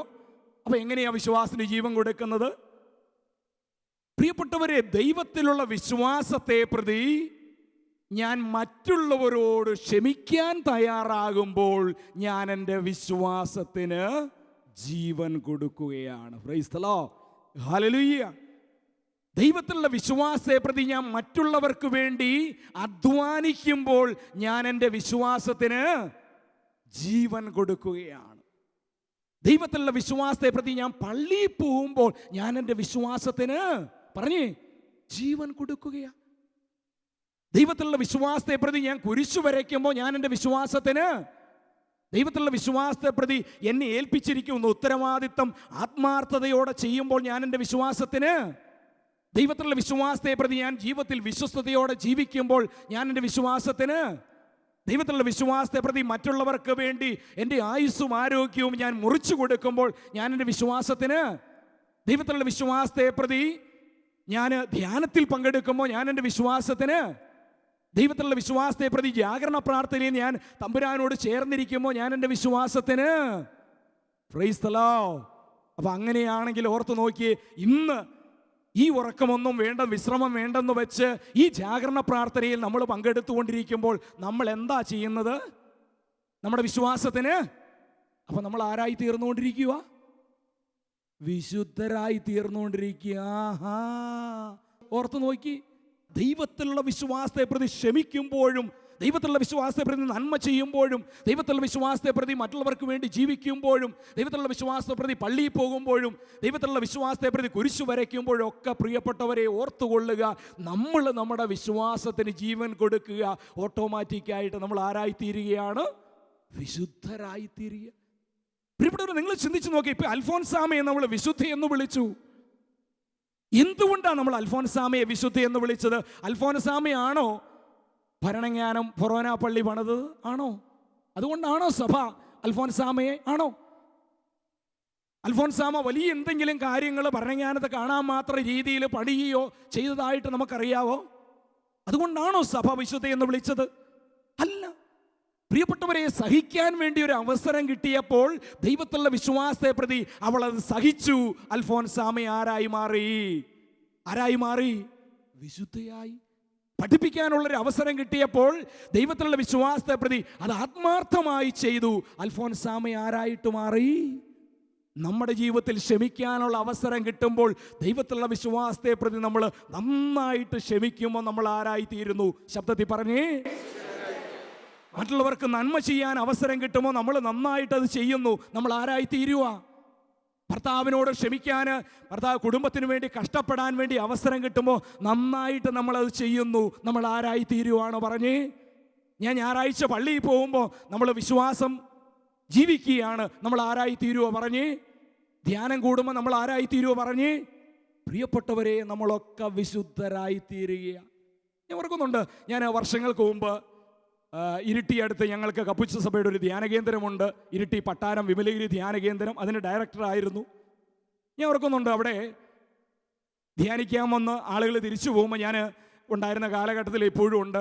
അത് അവരോട് ഞാൻ പറയാറുണ്ട്, നിങ്ങൾ ധ്യാനത്തിൻ്റെ അനുഭവം ഒന്ന് എഴുതി വെച്ചിട്ട് പോകണം. സാധാരണ എല്ലായിടത്തും ചെയ്യുന്നതാണ്. ഇങ്ങനെ ഇരിക്കും, ഒരു ദിവസം ഒരു ധ്യാനം കഴിഞ്ഞ് ആളുകളെല്ലാം തിരിച്ചു പോയപ്പോൾ അവർ ഈ ധ്യാനത്തിൻ്റെ അനുഭവം എഴുതി വെച്ചിട്ടുണ്ടായിരുന്നു. അപ്പം ഞാനത് അതിനുശേഷം പിന്നീട് അതൊന്ന് വായിക്കാനിടയായി. അപ്പോൾ ഈ ധ്യാനത്തിൻ്റെ ഈ അനുഭവം ഒരു സ്ത്രീ എഴുതി വെച്ചിരിക്കുന്ന അനുഭവം ഞാൻ വായിച്ചത് അതിങ്ങനെയാണ്. ഈ സ്ത്രീ എഴുതി വെച്ചിരിക്കുക, എന്നോട് ധ്യാനത്തിന് പോകാൻ പറഞ്ഞപ്പോൾ ഞാൻ ഓർത്തു, എന്തിനാ ധ്യാനത്തിന് പോകണത്? കാരണം തിരിച്ച് ഈ നരകത്തിലേക്ക് തന്നെയല്ലേ വരേണ്ടത്. ഏതാ നരകം? സ്വന്തം വീട്. കാരണം അത്രമാത്രം നരകമെന്ന്. കാരണം ആ സ്ത്രീയോട് ഞാൻ നന്നായിട്ട് സംസാരിച്ചതാ, അതുകൊണ്ട് എനിക്കറിയാം അത്രമാത്രം നരക ഒരു കെട്ടപ്പെട്ട ഒരു വീടാണ്. അപ്പോൾ ഈ സ്ത്രീ എഴുതി വെച്ചിരിക്കുക, എന്നോട് ധ്യാനത്തിന് പോകാൻ പറഞ്ഞപ്പോൾ ഞാൻ ഓർത്തു, എന്തിനാ ധ്യാനത്തിന് പോകണത്? കാരണം തിരിച്ച് ഈ നരകത്തിലേക്ക് തന്നെയല്ലേ വരേണ്ടത്. പിന്നെ ഞാൻ ഓർത്തു, അല്ലെങ്കിൽ പോയേക്കാം, കാരണം ഒരാഴ്ചയെങ്കിലും മനസമാധാനത്തോടെ ഇരിക്കാമല്ലോ, വീട്ടിൽ നിന്നൊന്ന് ഒഴിവാകാമല്ലോ. അങ്ങനെ ഓർത്ത് ധ്യാനത്തിന് വന്നു. എന്നിട്ട് ധ്യാനം കഴിഞ്ഞ് തുടർന്ന് എഴുതി വെച്ചിരിക്കുക, ഇപ്പോഴെനിക്ക് മനസ്സിലായി ഞാൻ ഇത്രയും നാൾ പൊഴിച്ച കണ്ണുനീരിന് വിലയുണ്ടായിരുന്നു എന്ന്. Price the Lord. തുടർന്ന് സ്ത്രീ എഴുതി വെച്ചിരിക്കുക, എന്നോട് ധ്യാനത്തിന് പോകാൻ പറഞ്ഞു കഴിയുമ്പോൾ ഞാൻ ഓർത്തു, എന്തിനാ ധ്യാനത്തിന് പോകുക? കാരണം തിരിച്ച് ഈ നരകത്തിലേക്ക് തന്നെയല്ലേ വരേണ്ടത്. എന്നാലും പിന്നെ ഓർത്തു, ഇല്ലെങ്കിൽ ഒരു ആഴ്ചയെങ്കിലും മനസ്സമാധാനത്തോടെ ഇരിക്കാമല്ലോ എന്ന് കരുതി ഞാൻ ധ്യാനത്തിന് വന്നു. എന്നിട്ട് തുറന്നെഴുതി വെച്ചിരിക്കുക, ഇപ്പോഴെനിക്ക് മനസ്സിലായി ഞാൻ ഇത്രയും നാൾ പൊഴിച്ച കണ്ണുനീരിന് വിലയുണ്ടായിരുന്നു എന്ന്. എന്നിട്ട് തുറന്നെഴുതിയിരിക്കുക, എൻ്റെ വീട്ടിൽ ആരും ധ്യാനം കൂടിയിട്ടില്ല, ആർക്കും മാനസാന്തര അനുഭവം കിട്ടിയിട്ടുമില്ല. പക്ഷേ എനിക്ക് പ്രശ്നമല്ല, ഇനിയും സഹിക്കാനും ക്ഷമിക്കാനും എനിക്ക് സമ്മതമാണ്. എനിക്ക് ദൈവത്തിന് നന്ദി പറയാൻ വാക്കുകൾ പോരാ. Price the Lord. പ്രിയപ്പെട്ടവരെ, വീട്ടിൽ ആരും ധ്യാനം കൂടിയിട്ടില്ല, ആരും മാനസാന്തര അനുഭവത്തിലേക്ക്. പക്ഷെ ഈ സ്ത്രീ ധ്യാനം കൂടി കഴിഞ്ഞപ്പോൾ ഈ സ്ത്രീക്ക് മനസ്സിലായി, ഇത്രയും നാള് കുടുംബത്തിന് വേണ്ടി കഷ്ടപ്പെട്ടത്, അവർക്ക് വേണ്ടി കണ്ണുനീര് പൊരിച്ചത്, ഈ വേദനകളെല്ലാം സഹിച്ച് കുടുംബത്തിന് വേണ്ടി അധ്വാനിച്ചതിന് ദൈവം വില തരുന്നുണ്ട്. അതിലൂടെ ഞാനൊരു വിശുദ്ധിയായിക്കൊണ്ടിരിക്കുകയാണെന്നുള്ള ആ ഒരു വലിയ ബോധ്യം ആ സ്ത്രീക്ക് കിട്ടിയപ്പോൾ സ്ത്രീ പറയുക, എനിക്കൊരു പ്രശ്നവും ഇല്ല, എൻ്റെ വീട്ടിൽ ആരും ധ്യാനം കൂടിയിട്ടില്ല, പ്രശ്നമില്ല, ഇനിയും സഹിക്കാനും ക്ഷമിക്കാനും എനിക്ക്. ആ സ്ത്രീ ആരാവുക പറഞ്ഞ്? നമ്മളൊക്കെ ചിന്തിക്കണം, നമുക്ക് കിട്ടിയിരിക്കുന്ന വിശ്വാസത്തിന് ക്ഷമിക്കുമ്പോൾ, ദൈവത്തിൽ വിശ്വാസത്തെ സഹിക്കുമ്പോൾ, നന്മ ചെയ്യുമ്പോൾ നമ്മളൊക്കെ വിശുദ്ധരാകുക. പ്രിയപ്പെട്ടവരെ, അതുകൊണ്ട് നമ്മൾ പലപ്പോഴും ചോദിക്കുന്ന ഒരു ചോദ്യം, എന്തിനായി സഹിക്കുന്നത്, എന്തിനായി കഷ്ടപ്പെടുന്നത്, ഇത് ആര് കാണുന്നു? നമ്മൾ ചോദിക്കുന്ന ചോദ്യമല്ലേ? ഇതെന്തിനു വേണ്ടിയായി അധ്വാനിക്കുന്നത്? ആരും കാണുന്നില്ലല്ലോ. എൻ്റെ ഈ കണ്ണുനീരാരും, എന്തോരം ഞാൻ അധ്വാനിച്ചു, ഒരു മനുഷ്യനും എന്നെ പരിഗണി. പ്രിയപ്പെട്ടവരെ, നിന്നെ കാണുന്ന ഒരു ദൈവം നിന്റെ മുമ്പിലുണ്ടല്ലേ? നിന്നെ സൃഷ്ടിച്ച കർത്താവ് പറയുന്നുണ്ടല്ലോ അല്ലേ? നമ്മൾ വായിക്കുന്നത് എങ്ങനെയാ? നിന്റെ നാശത്തിന് വേണ്ടിയല്ല, നിന്റെ ക്ഷേമത്തിന് വേണ്ടി ഒരു പദ്ധതിയുമായിട്ടാണ് നിന്റെ ദൈവം ഇരിക്കുന്നത്. Price the Lord. അതുകൊണ്ട് ആദ്യം നമ്മൾ യോഹന്നാന്റെ സുവിശേഷം 3:16 നമ്മൾ കണ്ടില്ലേ? എന്താ യോഹന്നാന്റെ സുവിശേഷം 3:16 പറഞ്ഞ്? ആ വചനം എന്താണ് വായിച്ചത്? എന്തെന്നാൽ പറഞ്ഞ്, അവനിൽ വിശ്വസിക്കുന്ന ഒരു വ്യക്തിയും നശിച്ചു പോകാതെ നിത്യജീവൻ പ്രാപിക്കുവാൻ തൻ്റെ ഏകജാതനെ നൽകുവാൻ തക്കവിധ അത്രമാത്രം ദൈവം ലോകത്തെ. നമുക്കൊന്ന് കരങ്ങൾ ഉയർത്താവോ? എല്ലാവരും ഒന്ന് കരങ്ങൾ ഉയർത്തി ഞാൻ പറയുന്ന ഒന്ന് പറയാവോ? എന്തെന്നാൽ അവനിൽ വിശ്വസിക്കുന്ന ഒരു വ്യക്തിയും നശിച്ചു പോകാതെ നിത്യജീവൻ പ്രാപിക്കുവാൻ തൻ്റെ ഏകജാതനെ നൽകുവാൻ തക്കവിധം അത്രമാത്രം ദൈവം ലോകത്തെ സ്നേഹിച്ചു. ദൈവം എന്നെ സ്നേഹിച്ചു. ഇനി എന്നയുടെ സ്ഥാനത്ത് നിങ്ങളുടെ പേര് ചേർത്ത് പറയണേ. ദൈവം വർഗീസിനെ. എത്ര വർഗീസ് ചേച്ചിമാരാ ഇവിടെ? നിങ്ങളുടെ പേര് പറയാൻ പറഞ്ഞപ്പോൾ എൻ്റെ പേരാണ് പറയണത്. ദൈവം സ്നേഹിച്ചു. യോഹന്നാന്റെ സുവിശേഷം 3-ാം അധ്യായം 16-ാം വാക്യം ദൈവത്തിന്റെ വലിയൊരു സ്വപ്നമാണത്. യോഹന്നാന്റെ സുവിശേഷം 3-ാം അധ്യായം 16-ാം വാക്യം എന്താണെന്ന് ചോദിച്ചാൽ ഇത് ദൈവത്തിന്റെ വലിയൊരു സ്വപ്നമാണ്. എന്താ ദൈവത്തിന്റെ സ്വപ്നം? തന്നിൽ വിശ്വസിക്കുന്ന ഒരു വ്യക്തിയും നശിച്ചു പോവരുത്. ഇതാണ് ദൈവത്തിന്റെ സ്വപ്നം. ഒരു ദൈവത്തിനൊരു സ്വപ്നമുണ്ടെങ്കിൽ ഇത് തന്നെയാണ്. അതെന്താണെന്ന് പറഞ്ഞ്? ദൈവത്തിൽ വിശ്വസിക്കുന്ന ഒരു വ്യക്തിയും നശിച്ചു പോവരുത്. Price the Lord. ഹല്ലേലൂയ. മറിച്ച് അവരെന്ത് പ്രാപിക്കണം എന്നാ പറഞ്ഞത്? നിത്യ ജീവൻ പ്രാപിക്കണം. പ്രിയപ്പെട്ടവർ, ഈ നിത്യജീവൻ എന്ന് പറഞ്ഞ മറ്റൊരർത്ഥത്തിൽ എന്ത് തന്നെയാണ് പറഞ്ഞ്? വിശുദ്ധി തന്നെയാ. എന്ത് തന്നെയാണ് അല്ലേ? ഇപ്പൊ ഒന്ന് ഉദാഹരണമായിട്ട് ഞാൻ പറയാം. ഇപ്പൊ ഇത്രയും നാള് വർഷങ്ങളായിട്ട് നമ്മൾ ചാവറയച്ചന് വേണ്ടി പ്രാർത്ഥിക്കുമായിരുന്നു. ചാവറയച്ചനെ ആരാക്കണം? വിശുദ്ധനാക്കണം. അൽഫോൻസാമയ്ക്ക് വേണ്ടി നമ്മൾ വർഷങ്ങൾ പ്രാർത്ഥിച്ചു. അൽഫോൻസാമയെ ആരാക്കണം? മദർ തെരേസയ്ക്ക് വേണ്ടി നമ്മൾ പ്രാർത്ഥിക്കുമായിരുന്നു. മദർ തെരേസയെ ആരാക്കണം? ഇനി നമ്മൾ ആരെങ്കിലും മദർ തെരേസയ്ക്ക് വേണ്ടി പ്രാർത്ഥിക്കണോ? പറഞ്ഞേ. ഇനി ആരെങ്കിലും നമ്മൾ അൽഫോൻസാമയ്ക്ക് വേണ്ടി പ്രാർത്ഥിക്കണോ? ഇനി നമ്മൾ ആരെങ്കിലും ചാവറയച്ചന് വേണ്ടി പ്രാർത്ഥിക്കണോ? അവർക്ക് വേണ്ടി പ്രാർത്ഥിക്കേണ്ട. കാരണം ഇനി അവർക്കൊന്നും ആയിത്തീരാനില്ല. ആകേണ്ടതെല്ലാം ആയിത്തീർന്നു. Price the Lord. പക്ഷെ ഇനി അവരോട് മാധ്യസ്ഥ യാചിച്ചാൽ മതി. Price the Lord. പക്ഷെ നമ്മൾ വാഴ്ത്തപ്പെട്ട കുഞ്ഞച്ചന് വേണ്ടി പ്രാർത്ഥിക്കണം. കുഞ്ഞച്ചനെ ആരാക്കി തീർക്കണം? വാഴ്ത്തപ്പെട്ട മറിയം തെരേസയ്ക്ക് വേണ്ടി പ്രാർത്ഥിക്കണം. മറിയം തെരേസയെ ആരാക്കി തീർക്കണം? അപ്പൊ പ്രിയപ്പെട്ടവർ, ഈ വിശുദ്ധി എന്ന് പറഞ്ഞാൽ മറ്റൊരു വാക്കിൽ ദൈവം ആഗ്രഹിക്കുന്ന എന്ത് തന്നെയാണ്? ജീവന്റെ അല്ലെ, നമ്മൾ എന്താണ് പറയുക? നിങ്ങൾക്ക് അല്ലേ, തീർച്ചയായിട്ടും ഈ 3:16 കാണുന്ന പോലെ മറ്റൊരു വാക്കത്തിൽ എന്താണ് പറയുക? നിത്യജീവൻ തന്നെയാ. എന്ത് തന്നെയാ പറഞ്ഞേ? പ്രിയപ്പെട്ടവരെ, യോഹന്നാന്റെ സുവിശേഷം 10-ാം അധ്യായം 10-ാം വാക്യത്തിൽ നമ്മൾ ഇങ്ങനെ വായിക്കുന്നുണ്ട്. യേശു പറയുന്നുണ്ട്, ഞാൻ എന്തിനു വേണ്ടിയാണ് ഭൂമിയിലേക്ക് വന്നിരിക്കുന്നത്? എന്തിനു വേണ്ടിയാണെന്ന് പറഞ്ഞത്? നിങ്ങൾക്ക്, ഞാൻ വന്നിരിക്കുന്നത് നിങ്ങൾക്ക് ജീവൻ ഉണ്ടാകുവാനും. അത് വ്യക്തമായിട്ട് കർത്താവ് പറയുക, ഞാൻ വന്നിരിക്കുന്നത് നിങ്ങൾക്ക് ജീവൻ ഉണ്ടാകുവാനും അത് സമർത്ഥമായിട്ടുണ്ടാകുവാനുമാണ്. Praise the Lord, hallelujah. പ്രിയപ്പെട്ടവരെ, ഈ ജീവന്റെ സമൃദ്ധി എന്ന് പറഞ്ഞാൽ മറ്റൊരു വാക്കിൽ വിശുദ്ധി തന്നെയാ. എന്ത് തന്നെയാണ്? അപ്പൊ അങ്ങനെയാണെങ്കിൽ ദൈവം നമ്മളെ കുറിച്ച് കാണുന്ന സ്വപ്നം നമ്മൾ ആരായി തീരണമെന്നാണ് പറഞ്ഞേ? വിശുദ്ധരാകണം. ആരാകണം? യേശു ഭൂമിയിലേക്ക് വന്നതിൻ്റെ ലക്ഷ്യവും എന്ത് തന്നെയാണ്? നമ്മൾ ആരാകണം? വിശുദ്ധരെ, അല്ലേ? അപ്പൊ ദൈവം നമ്മളെല്ലാം ആഗ്രഹിക്കുന്നത് ഇത് തന്നെയാ. അതിനുവേണ്ടി എന്തെല്ലാം കാര്യങ്ങളാ തരുന്നത്. പ്രിയപ്പെട്ടവരെ, ആ ഒരു ലക്ഷ്യം ദൈവത്തിനുണ്ടെങ്കിൽ ദൈവം നമ്മളെ തകർക്കുവോ പറഞ്ഞേ? ദൈവം നമ്മളെ നശിപ്പിക്കുവോ പറഞ്ഞേ? പക്ഷെ നമുക്ക് ഈ വിശുദ്ധി പ്രാപിക്കാൻ നമുക്കുണ്ടായിരിക്കേണ്ട അടിസ്ഥാനപരമായ യോഗ്യത എന്താണെന്ന് യോഹന്നാൻ 3:16 2-ാം ഭാഗത്ത്, ആദ്യ ഭാഗത്ത് തന്നെ കാണുന്നുണ്ട്. അവനിൽ വിശ്വസിക്കുന്ന. അപ്പൊ അങ്ങനെയാണെങ്കിൽ ഈ നിത്യജീവൻ പ്രാപിക്കണമെങ്കിൽ, ഈ ജീവന്റെ പൂർണ്ണത പ്രാപിക്കണമെങ്കിൽ, ഈ വിശുദ്ധി നമ്മൾ പ്രാപിക്കണമെങ്കിൽ നമുക്കുണ്ടായിരിക്കേണ്ട അടിസ്ഥാനപരമായ യോഗ്യത എന്താ? നമ്മൾ ആരായിരിക്കണം? അടിയുറച്ച എന്താ? വിശ്വാസം. എബ്രായർക്ക് എഴുതിയ ലേഖനം 11:1 നമ്മൾ കാണുന്നുണ്ട്, വിശ്വാസം എന്നത് കാണപ്പെടാത്തവ, പ്രത്യാശിക്കുന്നവ, ലഭിക്കുമെന്നും കാണപ്പെടാത്ത ഉണ്ടെന്നുള്ള ബോധ്യവുമാണ്. എന്ത്? അതായത് എൻ്റെ ദൈവത്തിൽ ആശ്രയിച്ച അവൻ എല്ലാ കാര്യങ്ങളും നോക്കിക്കൊള്ളുമെന്നുള്ള അടിയുറച്ച ബോധ്യത്തെയാണ് നമ്മൾ എന്തെന്ന് വിളിക്കുന്നത്?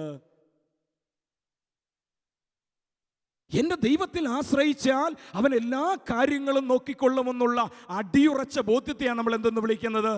വിശ്വാസം. പ്രിയപ്പെട്ടവരെ, നമ്മൾ ദൈവത്തിൽ ഈ ഒരു പ്രത്യാശ നമ്മൾ വെച്ചാൽ നമ്മുടെ ജീവിതം രക്ഷപ്പെട്ടു. Price the Lord.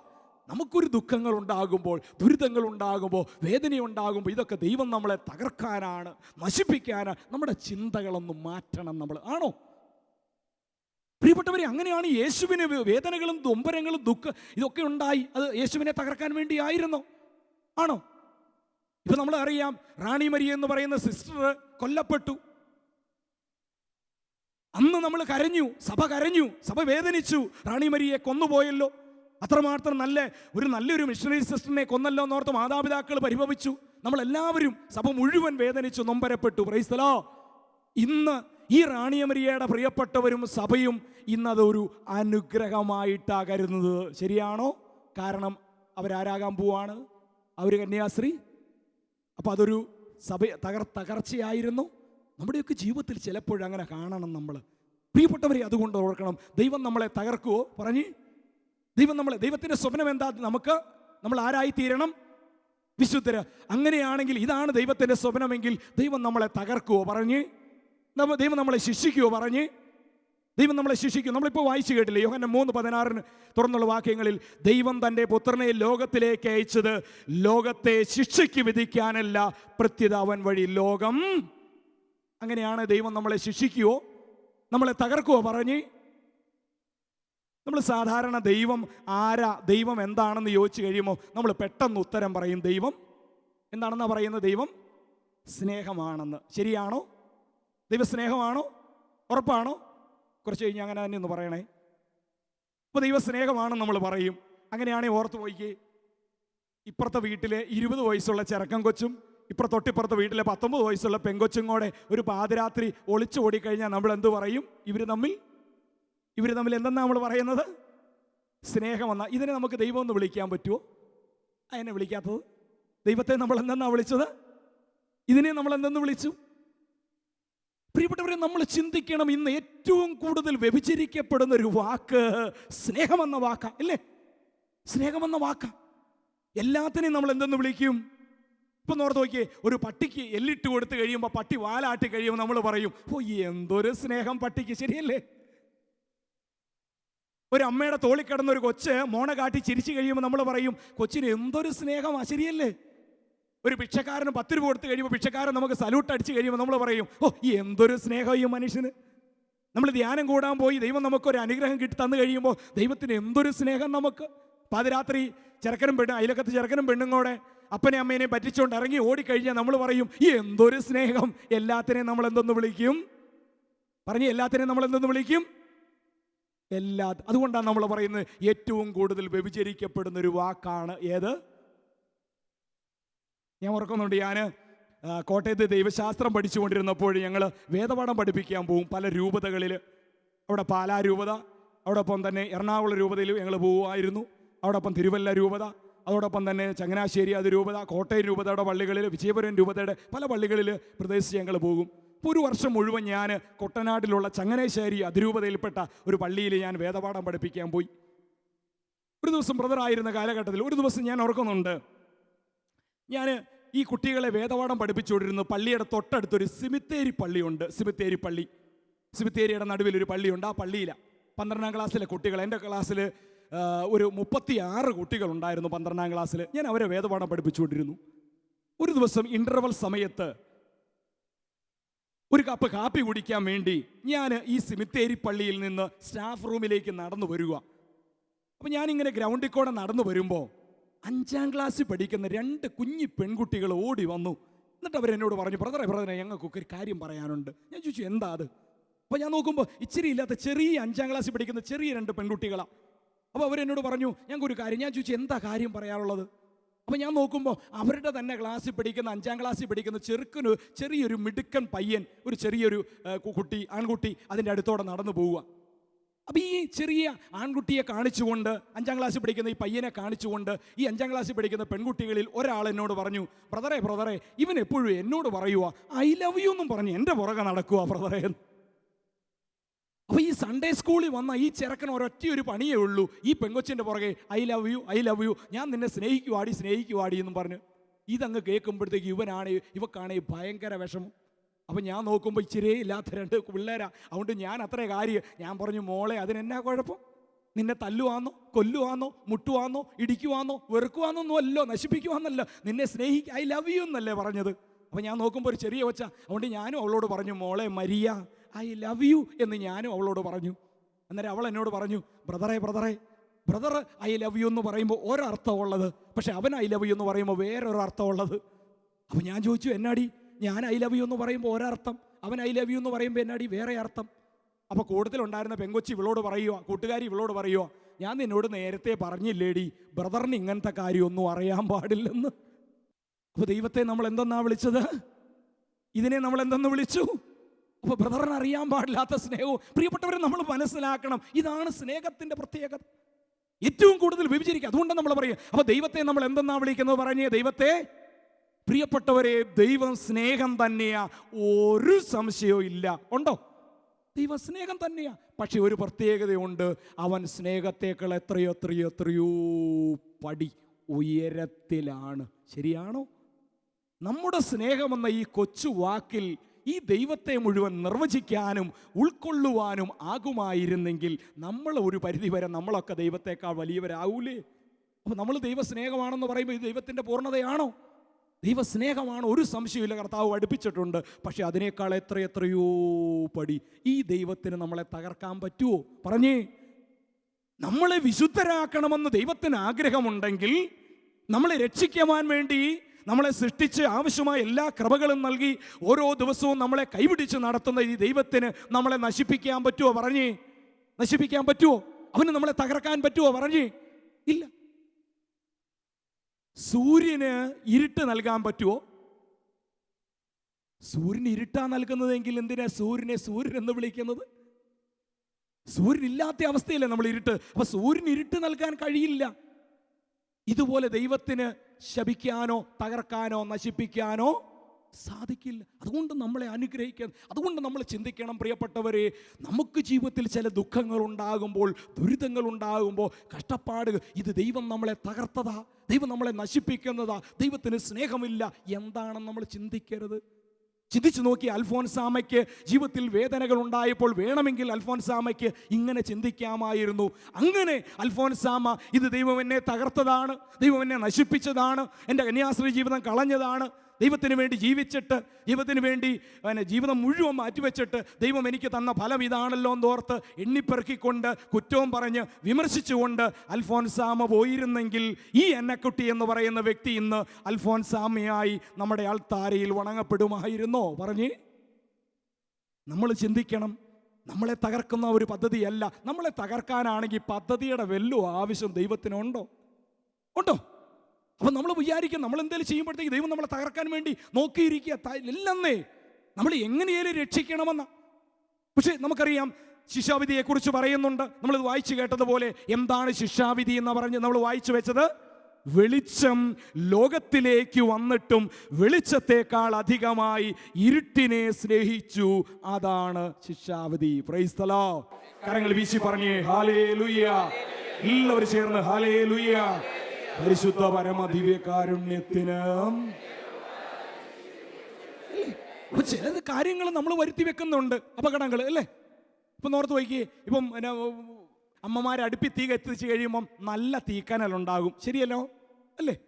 നല്ല തീക്കനലുണ്ടാകും. നമുക്കറിയാം ചെറിയ കുട്ടികൾ സ്കൂളിൽ പോകാനൊക്കെ പ്രായമാകുന്നതിന് മുമ്പ് അവരുടെ പരിപാടി എന്താണ്? ചുമ്മാ അമ്മച്ചേനെ അമ്പനെ കയ്യെ പിടിച്ചുകൊണ്ട് ഈ വീട്ടിൽ കൂടെ അയിലയിലും നടക്കുക. ഇത് മാത്രമേ ഈ പിള്ളേരുടെ പരിപാടിയുള്ളൂ സ്കൂളിൽ പോകാൻ പ്രായമാകുന്നതിന് മുമ്പ്. അപ്പോൾ ഈ ചെറിയ ഒരു ദിവസം ചെറിയ മോൻ നോക്കുമ്പോൾ അമ്മച്ചി എല്ലാ ദിവസവും അടുപ്പിൽ എന്തോ സാധനം ഉണ്ടാക്കുന്നുണ്ട്. കുറേ കഴിയുമ്പോൾ കാണാനുമില്ല. എന്താ അത്? തീക്കനൽ. കാരണം നല്ല വിറക് വെച്ച് കത്തിച്ച് കഴിഞ്ഞാൽ അടുപ്പിൽ എന്തുണ്ടാകും? നല്ല കൊച്ചു നോക്കുമ്പോൾ എല്ലാ ദിവസവും അമ്മ ഉണ്ടാക്കുന്നുണ്ട്, കുറേ കഴിയുമ്പോൾ കാണാനില്ല. ഈ കുട്ടി വിചാരിക്കും, ഈ കുശുമ്പി എന്നാ തീറ്റയായത്, ഇത് മുഴുവൻ അമ്മ അകത്താക്കുന്നതെന്നാണ് കൊച്ചു വിചാരിക്കുന്നത്. ഇല്ലേ, ചേട്ടായിക്ക് കൊടുക്കാനാ, ചേട്ടായിയുടെ സ്നേഹം. കുറച്ച് ദിവസമായിട്ട് ഞാൻ നോക്കുന്നുണ്ട്, ചേട്ടായിയോട് ഭയങ്കര കാര്യമാണ്, മിക്കവാറും ചേട്ടായിക്ക് കൊച്ചു വിചാരിക്കും, അങ്ങനെ വിചാരിക്കും. അപ്പം എന്ത് ചെയ്യും? ഏതായാലും തരുന്നില്ല, എന്നാൽ ഇന്ന് ഒരെണ്ണം എടുത്തേക്കാന്ന് വിചാരിച്ച് കൊച്ച് പതുക്കെ കൈകൊണ്ട് ചെല്ലും. ഇല്ലേ, കൈകൊണ്ട് തീക്കല്ലെടുക്കാൻ ചെല്ലുമ്പോൾ നല്ല അമ്മമാരെന്താ, നിങ്ങളുടെ അമ്മച്ചിമാർ എന്താ പറയണം? നിങ്ങളാണെങ്കിൽ എന്തു പറയും? ഒരെണ്ണമായിട്ട് എടുക്കേണ്ട, ഒരു പ്ലേറ്റ് നിറച്ചെടുത്തോന്നും പറഞ്ഞ് പ്ലേറ്റ് കൊണ്ട് കൊടുക്കുവാണോ ചെയ്യുന്നത്? കൊച്ചിനോട് പറയും, മക്കളെ അത് തീയാ പൊള്ളും.